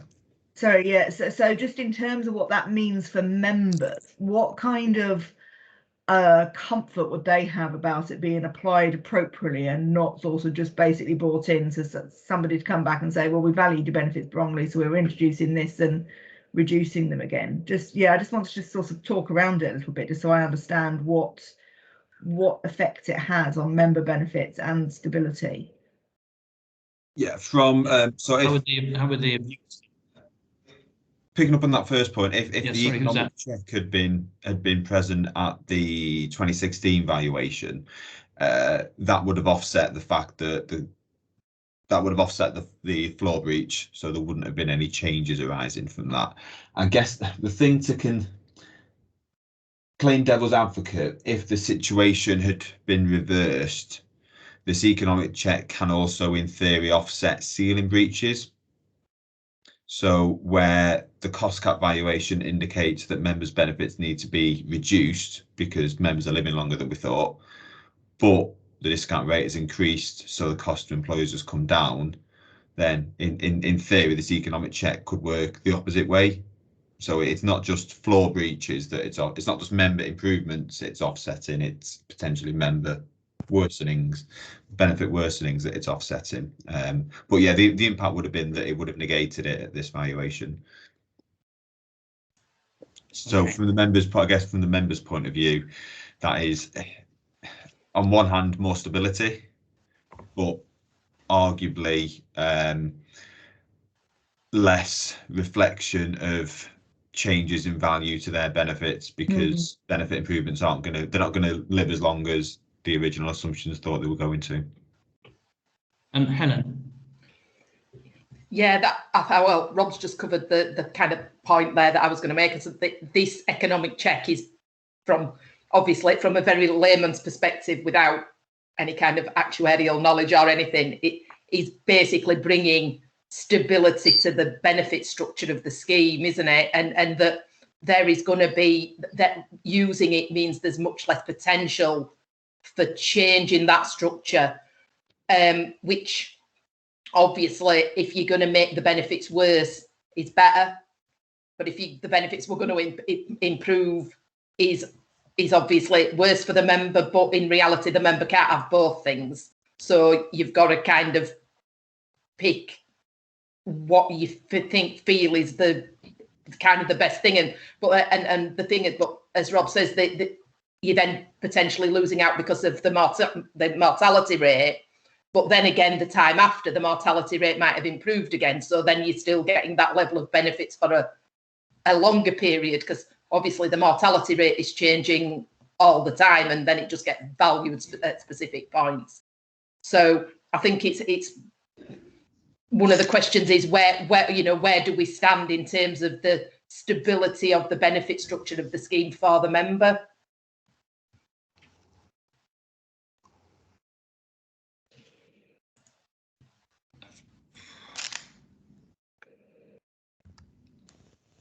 Sorry, I got to. Sorry, I'm dropping in and out all the time. Glyn. Yeah. No, hopefully my connection's working. It's a bit patchy sometimes. Yeah, I think I'm looking at the bigger picture. So overall sustainability of the scheme has to be a factor, and so affordability as well as stability is a consideration. Thinking very long term, really. So in my mind, the jury's out as to whether this is a good or bad thing. It depends how it would work.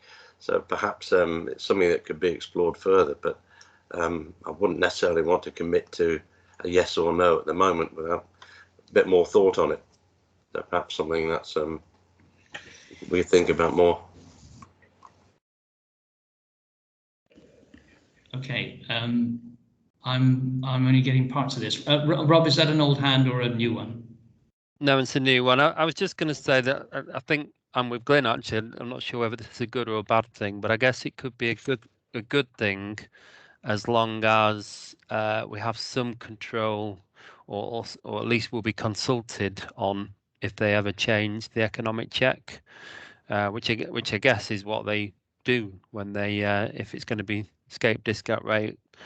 They're consulting on making a change to that now. So although it's within Treasury's powers, I suppose we could respond to say as long as if Treasury was ever to change the economic check, that the scheme advisory boards would be consulted, then perhaps we could support it. I think I'm going to use the T word, some degree of transparency into the process. Claire. So I was just going to raise from the employer's point of view as well. So again, if this had been in place in the 2016, then it would have brought some form of balance back to the calculations as well. So we what we all want is that balance of fairness across what a member should expect from the scheme and what the employer should expect to pay. So from a fairness perspective, in terms of obviously at the moment they're talking about SCAPE, but we've got the second consultation, so it's all a bit, but if that's part of the employer valuation of costs, then essentially this economic check balances that back out and puts that, and I think that does feel on the surface fair, but actuarially it'd be useful to understand there as well the balance there for introducing this for the employers, and say had this been in place in the 2016 valuation, then yes, members might not have seen benefits increase, but you wouldn't have had this strange outcome where benefits were increasing and yet the employers were being told that their costs were also increasing because the costs of the scheme were too expensive to run. So are we saying that we probably agree that it's there as a mechanism to provide some balance of fairness? However, we probably want to see some degree of understanding of how that mechanism works. I think we may be waiting a long time, but we might as well ask it. Joanne? I think we're moving in a way into what's worrying us here is that the changes that are made to it and the way that it might come into effect is actually down to future changes to that element of the check and the discount rate that's going into it, and they're actually then consulting in the next questions on what is fair and what isn't fair in that. And I think it's important, therefore, in a way that we're saying we think that whatever is chosen, it needs to be very clear, you know, which elements of the change would be included in the economic check, and ideally you would pick those that actually did have an impact on the member value and not those that were just technical factors because the Treasury's chosen to change, you know, from its discount rate from RPI plus 3.5% to something else, you know, because that may have no bearing on the members' benefits at all. Which I think is why they're then consulting on this next bit, you know, that actually you might use different discount rate for that cost cap mechanism. Yeah. Okay. I think we've got to a similar point in the page. I think perhaps on economic check. Should we move on then to the next question on the escape rate?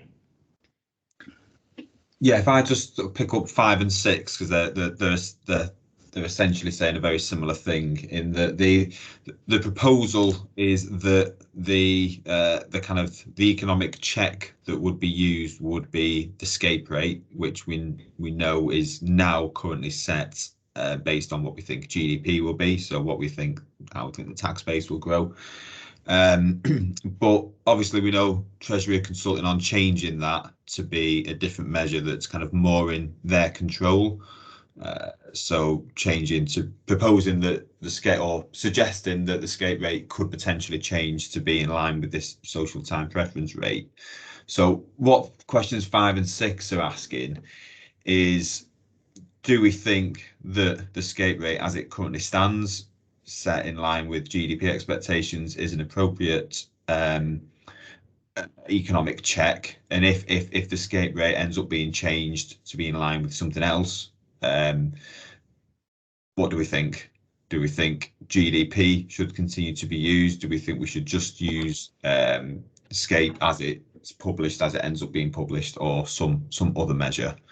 I guess the distinction between the two measures in terms of GDP or the social time preference rate, the social time preference rate is something that's published by Treasury, and it doesn't really change that much with changes in the economy.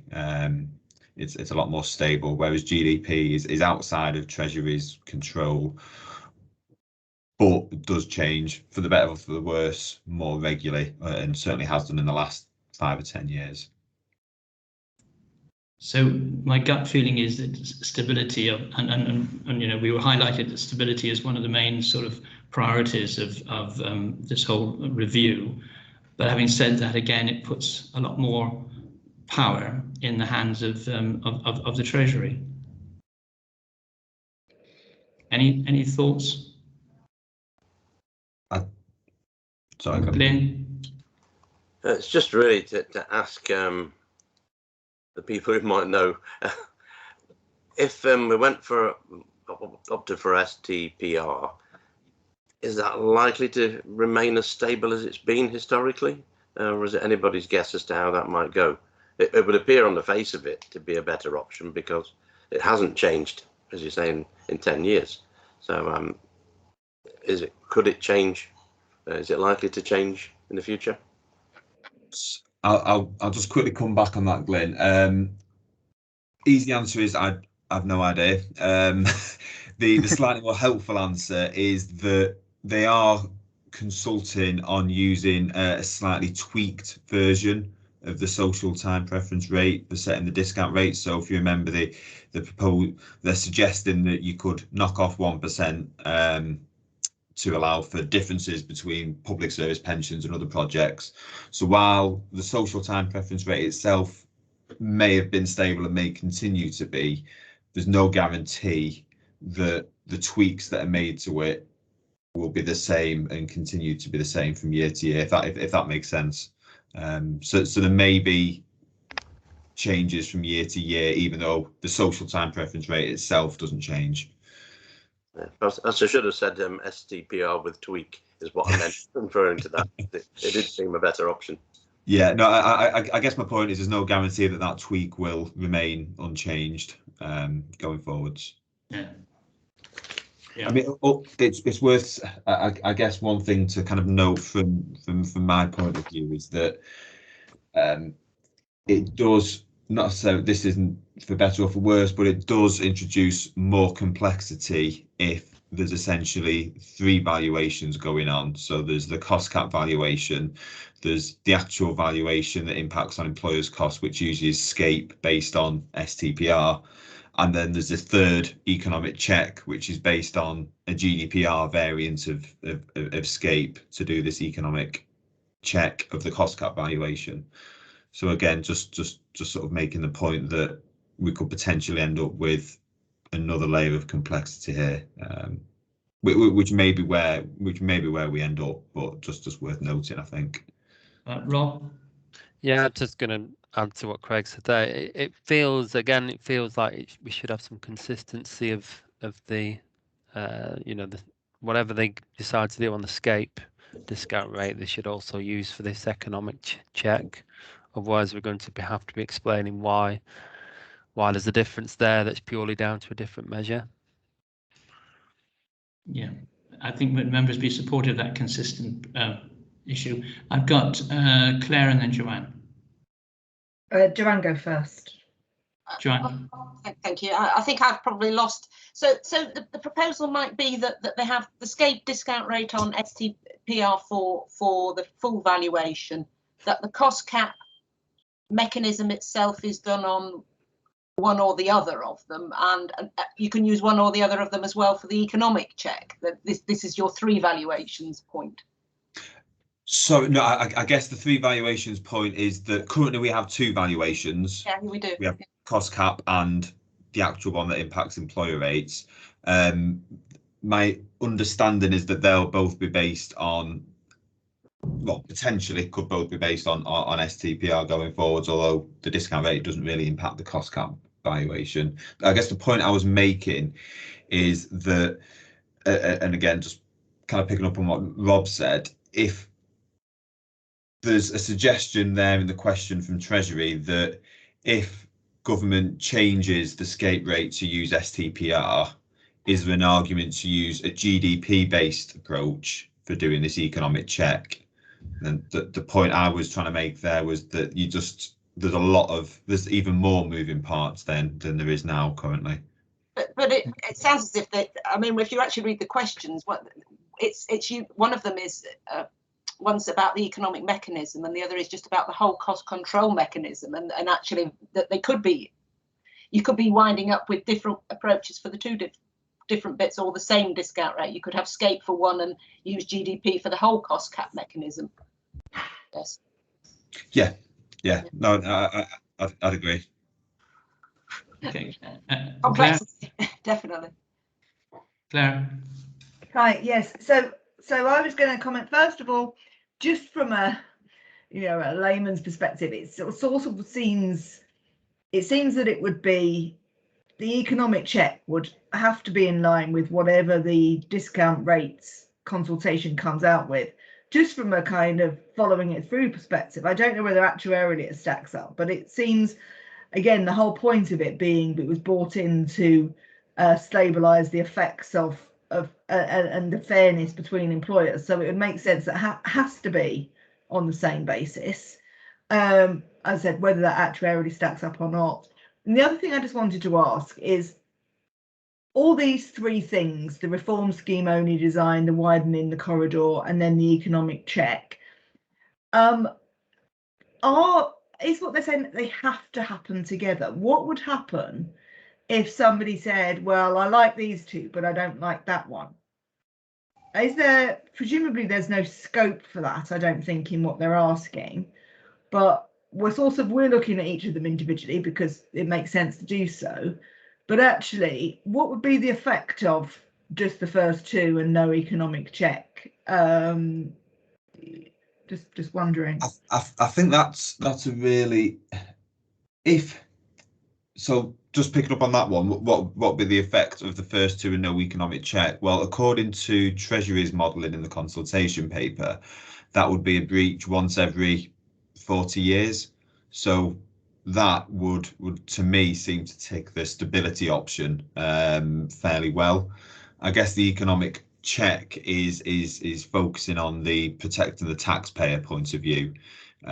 So it's essentially kind of offsetting any changes to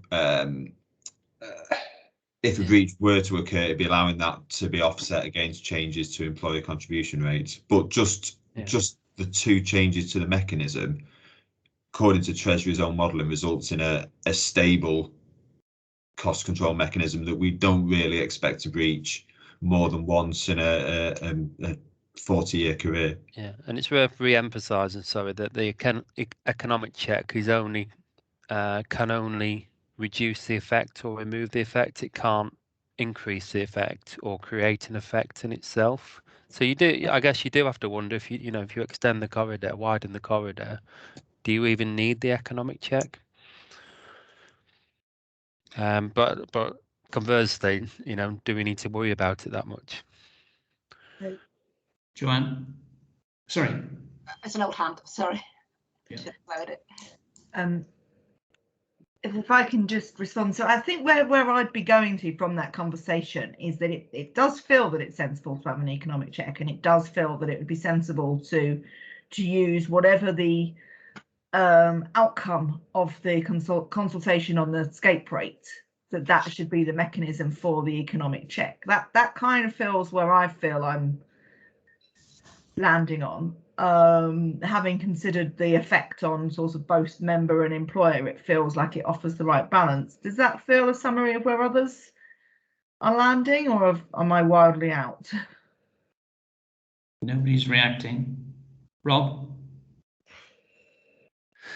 Yeah, so I turned my camera on so you could see nothing. Yeah, I think Claire's summarised that quite well. I think the economic check sounds like a sensible thing that hopefully won't be used very often anyway. Yeah, as some sort of bottom line mechanism, a catch-all scenario, which is what I suspected it might be.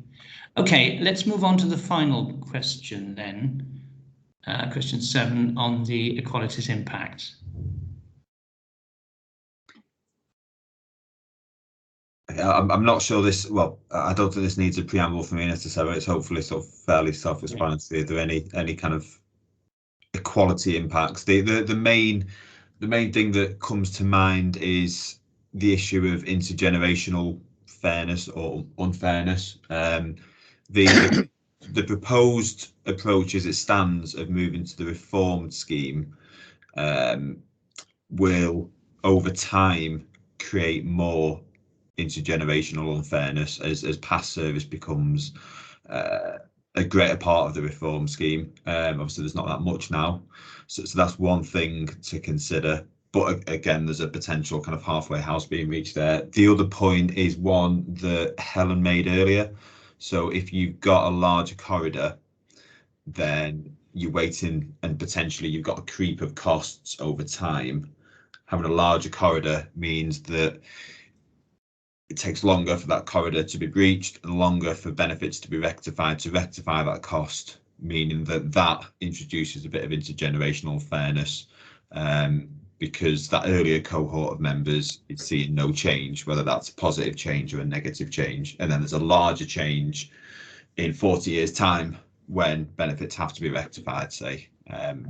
So they're the two that kind of come immediately to my mind of the proposals.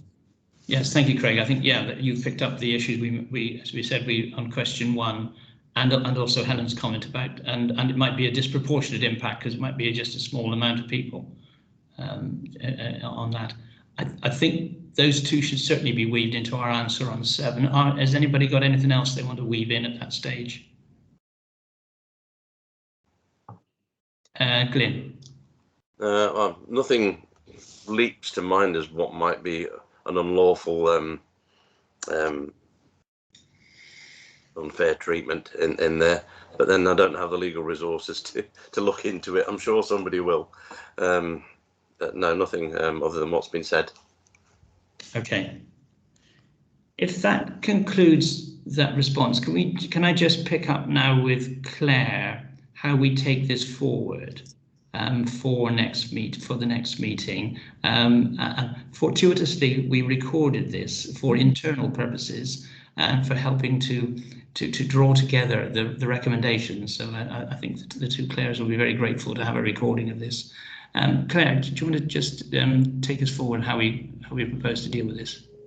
Yes, so I propose really, I think what we need to do now is draw up a note of those sorts of conclusions for each of those to take to the Scheme Advisory Board. And I think we'll need to have a follow-up meeting with Joanne just to agree how that note should look. I think what we haven't discussed as yet would be the tone of a response. So I think what has concerned me around some of the questions where it says, do you agree? I'm not sure the SAB would want to tie themselves down into saying agree. I think they would want to make points on around, so for example, the first question, maybe making points about if not agreeing, but things around agreeing a priority objective, maybe around stability, but not, I don't think we'd want to tie ourselves into saying that it definitely achieves the right balance of risk, because I don't think we could ever.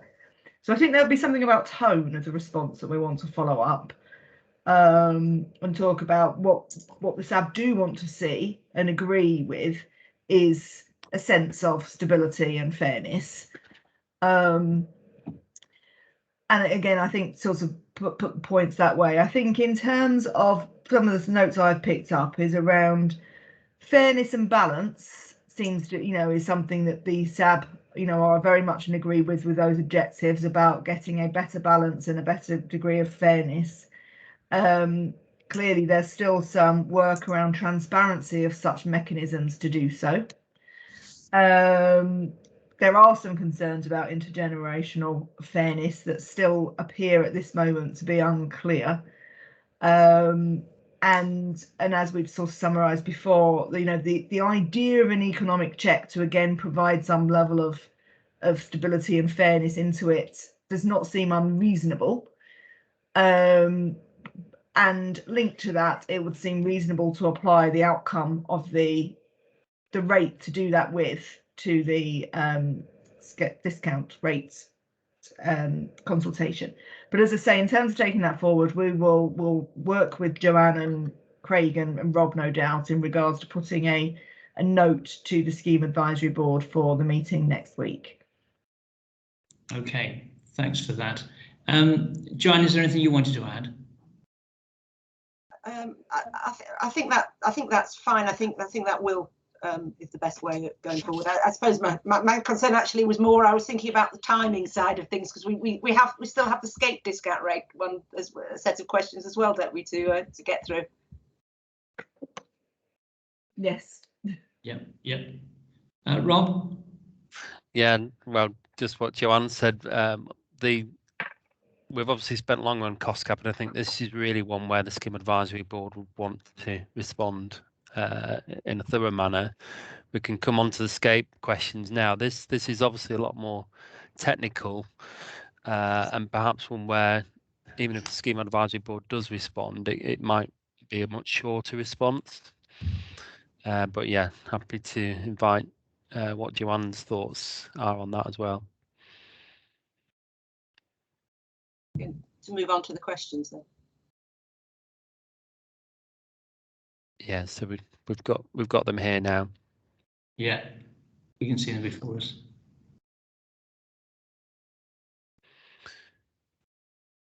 Just, I'm probably old enough to remember the last consultation of the SCAPE discount rate back in 2011 when it happened, and how it was exposed. And I was quite interested to go back to why they shifted from one to the other and then want to shift back again. And I do think that some of the respondents are going to perhaps bring out an argument on this, that changing to something that's kind of fixed and ignores economic conditions might actually be running the risk of sort of ignoring economic reality, albeit, the Treasury will argue that their way of doing things is economic reality, and that you know, if we have a social time preference rate that is higher than the GDP approach, then you are sort of effectively building in an ever-increasing cost going forward of these type of pension arrangements. So, you know, I think I'll be interested. I think that some of the value of the consultation meetings might be to hear them talk about this aspect, really, because in a way I think we know what we think about the cost cap, whereas I'm interested to hear what other people think and what sort of pushback Treasury might get on this. But again, I'll hand back to, well, Rob's put his hand up, I think, isn't he? Rob.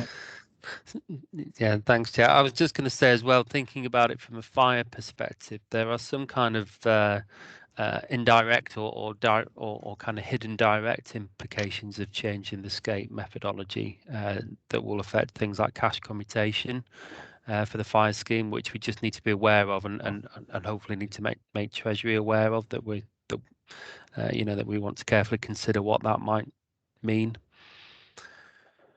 So, you know, they're talking about SCAPE discount rate in the context of the value of the scheme, but it also is used to set cash commutation factors. And I mean, clearly, you know, the objectives are now stability, as we've heard, trumping everything, and we can understand why that is. But I think that the loss of transparency is worth picking them up on. Most definitely. Okay. How are we going to approach the? Do you want to go through these, or how are we going to approach these now? Claire. So it's not really a response to the approach to this. It was more around the fact that I'm trying to kind of think through logically and potentially try to divorce the impact of the two on employers, but I don't think I can ignore for employers the huge impact keeping with the current discount rate would have. Now, you could argue that it's not for the consultation to worry about that at that point. That's for separate discussions with government to manage how they fund employer schemes. But I think it is particularly difficult there. I think there is a real, for employers, this is going to be incredibly difficult. And therefore the STPR rate on the surface would clearly avoid some of those issues, but so I would like to try and talk that through, just so we can, particularly maybe with Rob and Craig's input, so we can understand more about the actuarial side of it, and just try to kind of understand, you know, what that means, so we can just rationally talk that through without necessarily always concentrating on the cost. But we've got to remember, I think, that the proposals would, Craig's demonstration, as you say, of that 20, the differences are huge. And can they be avoided in any other way, you know, with regards to what's being consulted on, or is that just completely, that's an outcome of funding conversations essentially with Treasury that need to feed into the spending review? Just on that last point, Claire, the most important influential assumption in any valuation is the discount rate. So if they did stick with that current approach of using GDP, and it did drop from 2.4% to 1.8%, then no amount of tinkering with the other assumptions would offset that. You could play around the edges, but you wouldn't get anywhere close. So ultimately, it looks, I mean, they put it in black and white. That's what it would fall to based on current projections. So they are clearly thinking about this and the impact. And I guess the logical alternative for them is the rate they used for years before the previous review, which, conveniently or not, also happens to be A, stable, and B, set by them. Yeah, we can sort of follow their methodology and reasoning on that. Yeah.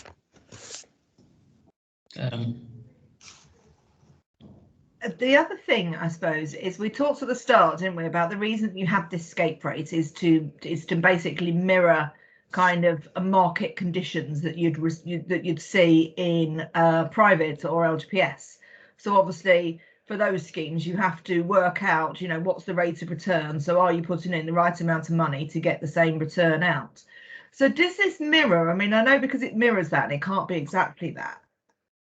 What happens to contributions? Is this mirroring kind of what would happen in funded and private schemes where contributions just have to go up and there's no kind of avoiding that? Just in terms of thinking through the sensibility of using a different measure. Do you have different measures to use in private sector? Can you choose to and I think you can't you? Because you see all the time about the different ways LGPS people value their benefits. So I'm just trying to think if there's lessons that can be learned around, are we following an established principle? It's difficult because they are fundamentally very different beasts.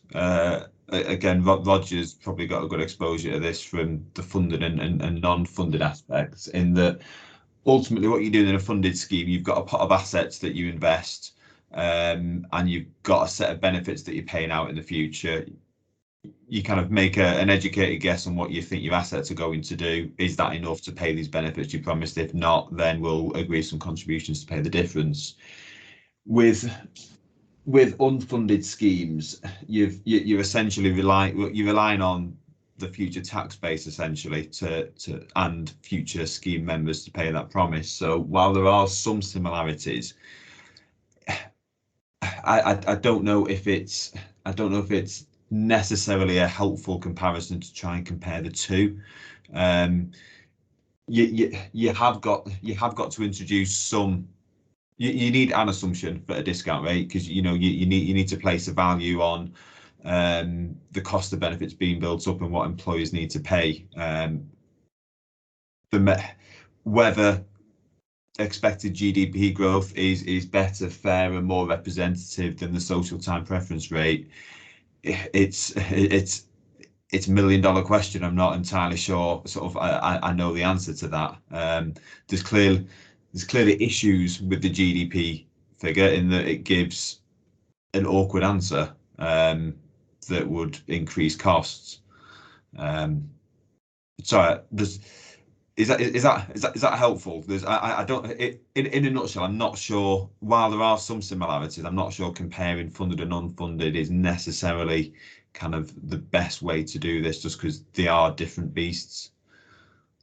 Yeah, no, I think that is just your knowledge. Obviously, I'm displaying my ignorance when we get into these around the sort of the different funding and the actuarial ways of doing it. But it's just to try and follow whether their processes and what they're proposing, are in line with normal, or in line with an expectation that seems reasonable. And certainly, Craig, I'll write that down for the next time we have an argument with DHCLG and the Treasury as to why LGPS is different and special. Glyn. Yeah, I think it's to make a sort of a comment about the fundamental principle of public sector pensions is, to me, they're an element of pay, or that they represent deferred pay, and there should be a political judgment in there as to how much the public sector is valued by government. So the costs can be changed because of a political approach to it. To say if the value of public sector, then the Treasury would bear a higher proportion of costs rather than be linked to markets or GDP only. So I think it brings in another element which you'd like to think was a consideration of government, but linking to GDP or to markets directly doesn't feel right to me. I mean, clearly they've got this feel about stability, and doing that, they would need to go back to the old system, which seemed to be what they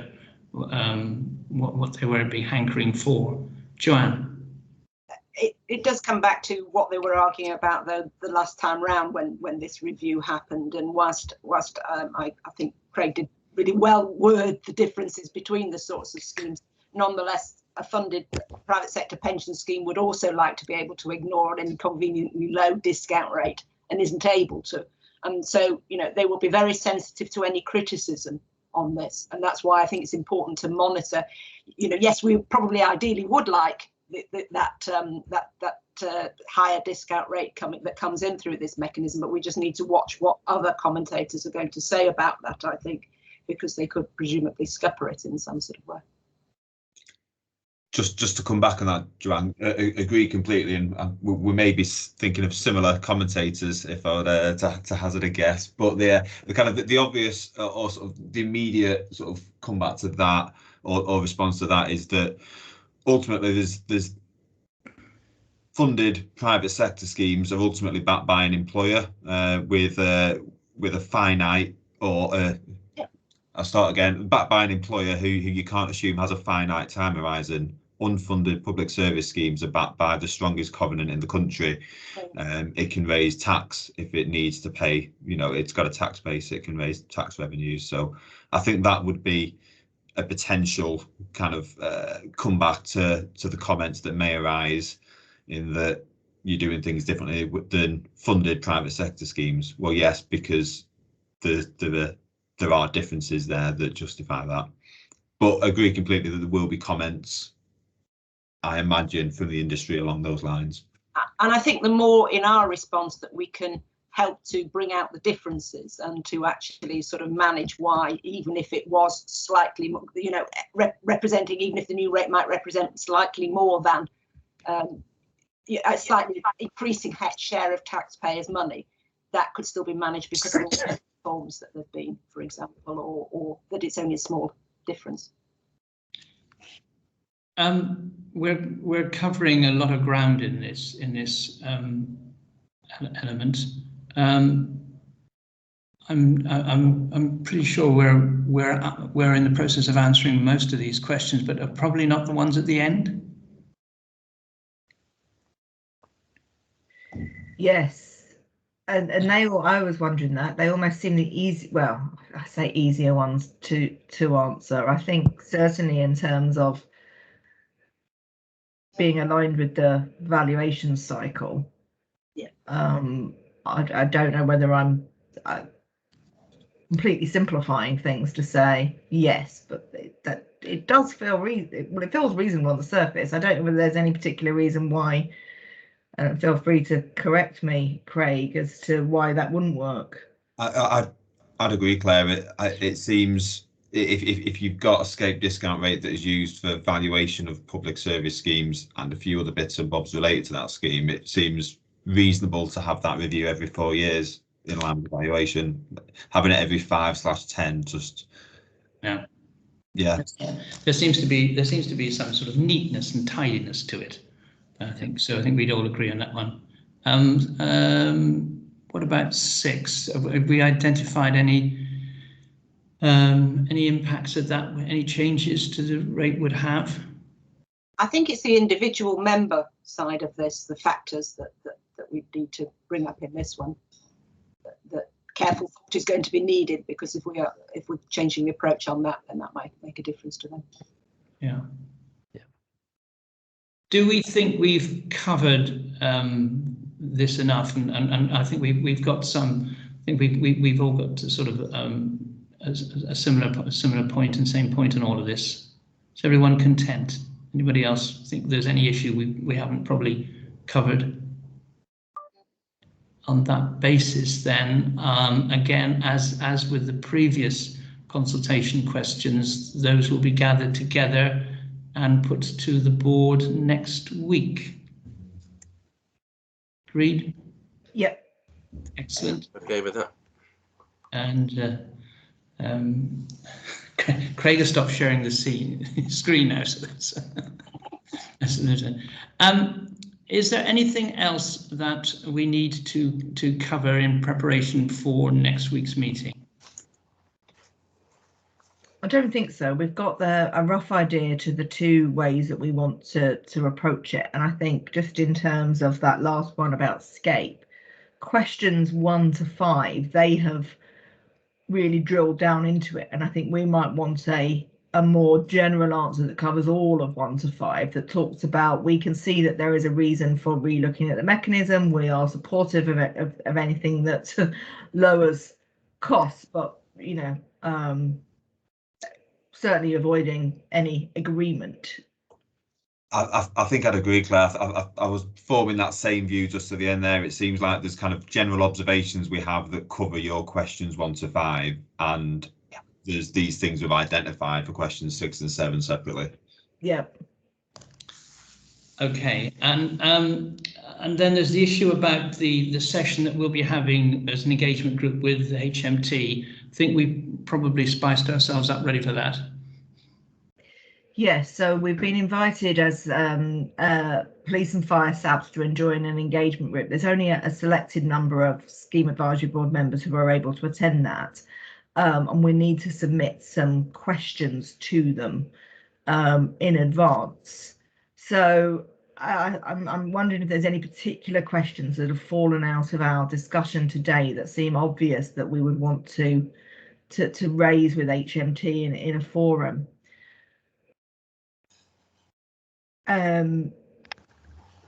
I think possibly one of the questions that comes to mind for me is that one that I put in the sidebar before about why do they think that's proportional. That feels like that would be a good place to ask that question. I think the whole question of the scheme specific corridors linked to that paragraph you put in would be an interesting one to get their response to. Is it Treasury or GAD that you've got this meeting with? I think it's Treasury. It's Treasury. Okay, because GAD were quite open to the idea, or weren't closed to the idea of scheme specific, whereas obviously Treasury took a different view. And have you got a date for that meeting? Is it before or after the SAB? It's after the SAB. It's the 28th of July. Yeah, but still 2-3 weeks before consultation closes. So that's so yes, I think it's to me where we'd want to concentrate those questions therefore on is the policy decisions HMT have taken in shaping this response, because clearly, as you said, GAD have laid out a number of recommendations and they've made some policy decisions to steer it down a certain route. So I would think that's probably where we want to think around the questioning is around what affected that policy decision. So the scheme specific corridor, but then I was thinking there were some other things obviously in your presentation where you talked about the consultation mentioned some, oh sorry, not the consultation, the original GAD report looks at options, but they're not necessarily taken through. So is there anything else that springs to mind in particular where we might have expected them to do something and they haven't? I mean, sorry, I'll go on. Sorry, Craig. It's exactly what I was going to say, Claire. I think the questions for Treasury should be along the lines of which of GAD's options that they didn't take forward, why didn't they? Because their consultation only concentrates on the ones they put forward. So yeah, as you say, the wider corridor, I guess the economic check, the one that they didn't take forward was the more subjective check. I think it's picking out all of the GAD options that they didn't take forward is the questions that we want to ask. It may also be interesting as well just to ask where the transparent and simple objective went to for the escape discount rate review. I'd raise my hand to raise that one, Craig. We're on the same page. Yes. Anything else, Joanne? No, I had another one, and I'd like to ask them actually. They talk about reviewing longevity and the approach to longevity in the long term, and we're doing such a lot of work on this now. I'd quite like to know what long term is on that, because what we don't want is another set of massive changes coming through on that one. So just their time plans on that. I guess I might also quite like to ask them to explain the social time preference rate in a little bit more detail, who runs it, how transparent it is, and that sort of thing, because it's obviously it gets reviewed by academics from what I can see from time to time, and and maybe we could get into this, you're taking the catastrophe element out of it now. Could you ever see other areas that were dissipated? Is the whole thing reviewable again in another 10 years' time? All those types of questions, I guess. Interesting. Okay, good. That's some line of questioning, Claire, that we can feed in. Yeah. So we'll prepare them, and presumably we can add additional supplementaries on the day. I would hope so, but although they might not be able to answer them, they'd probably say they'd have to take them away. Absolutely, absolutely. Sorry, the member value one was one of the ones that we'd identified that the government actually had raised, really, but he didn't recommend they did anything about. So we need to think about whether we want to include that one in there, I guess. Yeah. Okay, and I think if anybody does have any other ideas on particular questions, I think feed them into Claire would be, I think, the most. And ASAP, because obviously there'll be some time for Treasury to have those questions beforehand and work out their answers. Okay. If that's, I think we've covered virtually everything. We've gone a bit over time, but it was a big area that we needed to cover. I don't envy the task of summarising that report and putting it together. So we'll look forward to that with interest. Anything else, Claire, Joanne? Because it's a joint session, are we happy to share the questions that we're putting forward with the police in advance of it? I'm sure I can work wonders in that department. I think we just wanted to check that we were okay to do that. Yes, I think it's important that the Scheme Advisory Board agreed to that. It's a joint session as well with devolved fire as well. So I think devolved fire is fine, but just in terms of police, who I'm not quite sure how they'll be gathering their questions together. So we have their questions for them. Okay, we might do their work, right? Yeah. Okay then. Right, I think so. So we've got the board meeting next week. So the paper will come out of summarising our discussions and our thoughts and proposed recommendations to the board for them to take and actually submit. I think we would all strongly push that we certainly do need to put in comments on this consultation. And hopefully we will have got an agreed space which we can sign off unanimously. But we can work on that very much at next week's meeting. If there's nothing else from anybody, can I thank you all very much for your attendance today, particularly, of course, to Craig and to Rob for taking us through their presentation. And I think doing so in a way in which we were all step by step with you, and I think that's quite that don't underestimate that as some sort of very much all. So we will see you next week, and for those of you that are involved, of course, I think Claire during the meeting sent an email round which I haven't read, by the way. I've been so diligent at looking at this, but I think regarding that end as well. So okay, so look forward to seeing you all next week. Thank you all very much. Okay. Thank you very much. Thank you. Bye. Thank you. Bye. Bye. Thank you.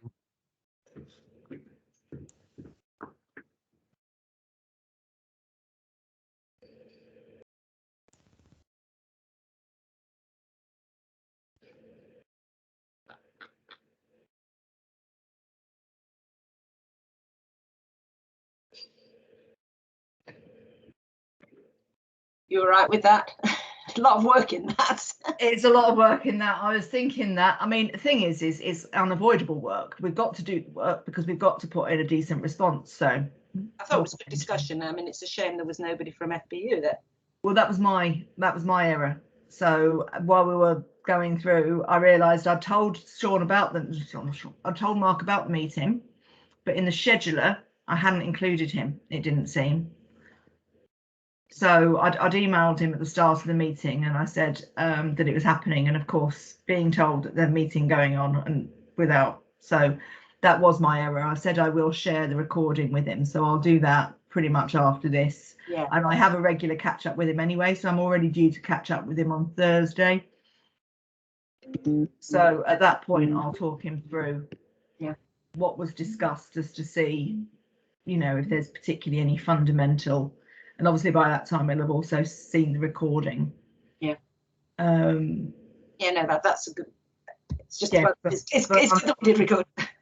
Unfortunately, it was completely hands up at the start of the meeting, and I looked at the scheduler, and you know, when your heart sinks and you just think, oh no. So I did forward it to him, but he had been made aware of it, but he hadn't had the actual in his diary and the teams. So okay, yeah, no, as I say, but I think, you know, they took us through it well. Yes, they did. I thought that was really good. I thought we had a good discussion that came out of it. There was something I was just going to ask you at the end there, and it's just completely gone from me. I'm sure it will. I'm sure it will come back. Oh, sorry, that was it. So yeah, in terms of sharing with police, I didn't know what your thoughts were. So just to, I suppose, the police, their scheme advisory board, the secretariat is the Home Office. They have no additional help whatsoever, and they have some incredibly adversarial members. I can tell by what I've seen from Julia this week. You know, I mean, you've seen me trying to sort of say, look, let me chair this one or whatever, or you know, to try and do it, because, you know, I think I think she's still finding. I assume she's still finding her feet. You know. She's new. I think she's finding her feet, and I think she's a very different. I don't know how much pensions knowledge she has. No. I suspect none, but I suspect she possibly thinks that because I think she knows policing. Yeah. But it's quite difficult because they've got a lot of views, but not a lot of knowledge. Yeah. And they have no way of being able to input that knowledge into them, because they have no way of, other than hearing from Gad, what this means. That's why I would like to share. You know, I was talking about the sharing of questions on the bill when we actually get the bill, because that was the session that they said how to manage. But you know, it makes me think, well, actually for the Treasury as well, you know, it worked well. We will have to submit questions in advance. She's saying she'll submit questions in advance. You know, I'm not sure that I've understood that I would necessarily submit that we were submitting questions in advance, but that's absolutely fine. Treasury like that, we know. But you know, it would be quite useful to see each other's questions, and I'm thinking that, you know, actually the best way is going to be if I'll say if we can theme the questions around certain things, then, you know, we can open with fire first and then police, or police first then fire on each and every one of those grouped questions or something. I expect they will have no way of streamlining their questions. So what normally happens with that SAB is that somebody will just send a message out to people saying, do you want to ask questions? So there'll be no pre-meets. There'll be no discussion session for the SAB for them there'll be no actuarial like we just had with. So we will want to go first in asking our questions, because we will not want the Treasury meeting to be hijacked by it's going to be an interesting one for me, because as NPCC I don't have the role that I have on this SAB, so I will just be a participant. I won't be somebody who will actually actively be trying to help the SAB become more effective and efficient. So I suspect I'll be sat on my hands a lot. Okay, well that's useful to know, but I'm keen that we do share the questions, because I think we'll have thought quite hard about this and rather steer them, and because I think we lose our time if it's not. Yeah, absolutely. So I think we share our questions with them, and I might have a chat with Francis about just asking, just making sure that we don't lose our time in that meeting if people come with a bigger list or less structured questions. Because ours will be structured by the time we've done all this, I'm sure. Yeah. And there aren't that many questions for Treasury in the end, really. You know, but there aren't really, no, because we're not going to be asking questions about what they are proposing. because we've had our actuaries talk us through that, and we have a reasonably comfortable idea. We're going to be asking them questions about what they're not proposing, so we can understand why their policy has steered them where they are. I think that flexibility to create this mechanism to dampen down change somehow is a good question, really. However that works, because they were so restrictive on what they let you do, weren't they, with the cost cap mechanism, you know, because I originally, when I first heard about the cost cap, I remember thinking, well, you could give it back to whoever it came from, and then there was no intergenerational unfairness, and it was created.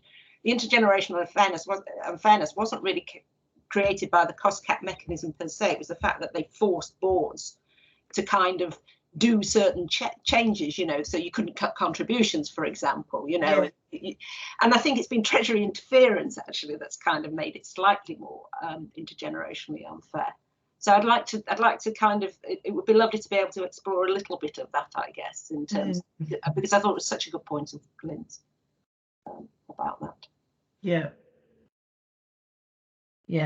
Good. So Claire's got the recording, so as I said, I'll get that over to Mark relatively quickly, and we'll have a look. And I think I'm inclined, this is I suppose the other thing, obviously it would cost, but I just think in terms of resourcing, I think it might be better if we ask First Actuarial to put that note together with the recording, if you're happy with that. Although it will come with a cost, I think it will, be more technically reflective, and secondly, I think just cut down on some of the time that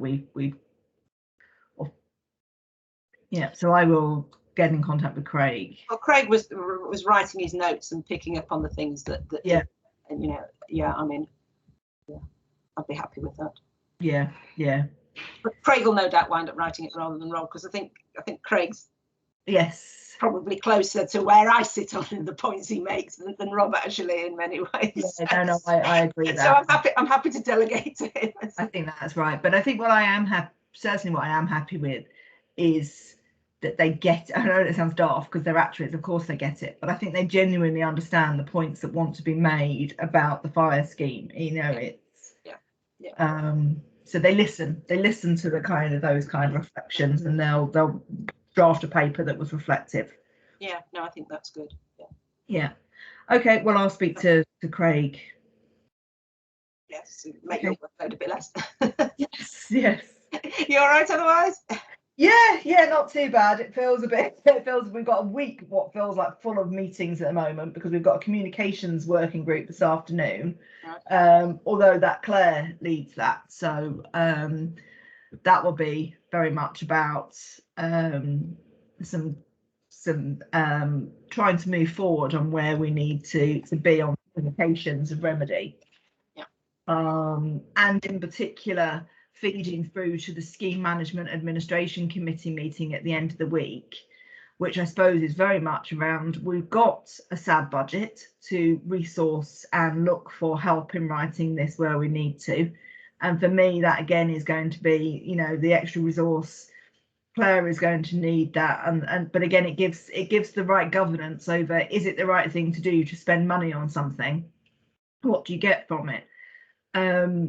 And I think if we could be producing, or if Fire could produce something that was professionally produced, I don't know, a video or something that just explained to members what happens when you go into the 22 scheme, what happens when you go into the 2015 scheme in 2022. I think that would be such a valuable resource, because what genuinely appears to be the fear is that people are going to leave working service, particularly those who have got near to 30-year service. So I suspect that's where the bulk of the conversation will go today. There is still, because the abatement rules are still still in there. They are still quite screwed, aren't they? Really, you know. It's there has been a trend to make it, and the fact that they've got all these extra years as well probably means that McLeod means that they will lose stuff, I guess. There are some, I mean, that's what we raised in the letter with them, because will be people who retrospectively will have carried on working even though they could have retired. But even without that, you know, if you were somebody who was coming up to you know, Yes. 60, say, or 50, whatever the age is, you know, you can now go, or you can continue working. Yes, you'll get more pension, but you know, you won't be able to draw your pension from 55. And they were saying, weren't they, that it, you know, it doesn't get revalued up as much as they would like. Yeah. Wasn't it actually as well? It was coffee morning as well. This morning, people were mentioning that people who are now getting to 30 years service before 2022 will have to pay their pension contributions. But I mean, that's no different to how it's always been. I mean, it's always been the case that if somebody reaches over 30 years of service, if they want to carry on being employed, sometimes, however, that means they've gone. Whereas what will happen is for perhaps a period of time, you could have a year, but then you'll go into the 22 scheme and you can carry on earning pension. So you'll have like a year's where you've just paid pension contributions seemingly for nothing, but it will give you the continuity of service to allow you to join the 2015 scheme. And arguably, you'd have always had that conundrum, even if you'd stayed in the 92 scheme, because you'd got your 30-year service. And Ian Hayson is very good at discussing that, because he says, you know, he has chiefs and seniors coming to him all the time going, you know, what shall I do about my pension? And he always says, forget the pension. What do you want to do with your career? You know, and he's quite good at that. He says, don't make your decision about the pension. Make your decision about what you want to do with your career first, what matters to you. Then but now I can see why, you know, there are a lot of things. And it is difficult. Yeah. Okay, there was something else that I was going to ask about and I've forgotten. Terrible, this memory goes. On it all. No, it's not going to come back to me, I don't think, no matter how hard I chase it. No, and I'm probably the same, but can catch up by email if necessary. Okay, speak soon. Okay, speak to you soon. Bye, Joanne.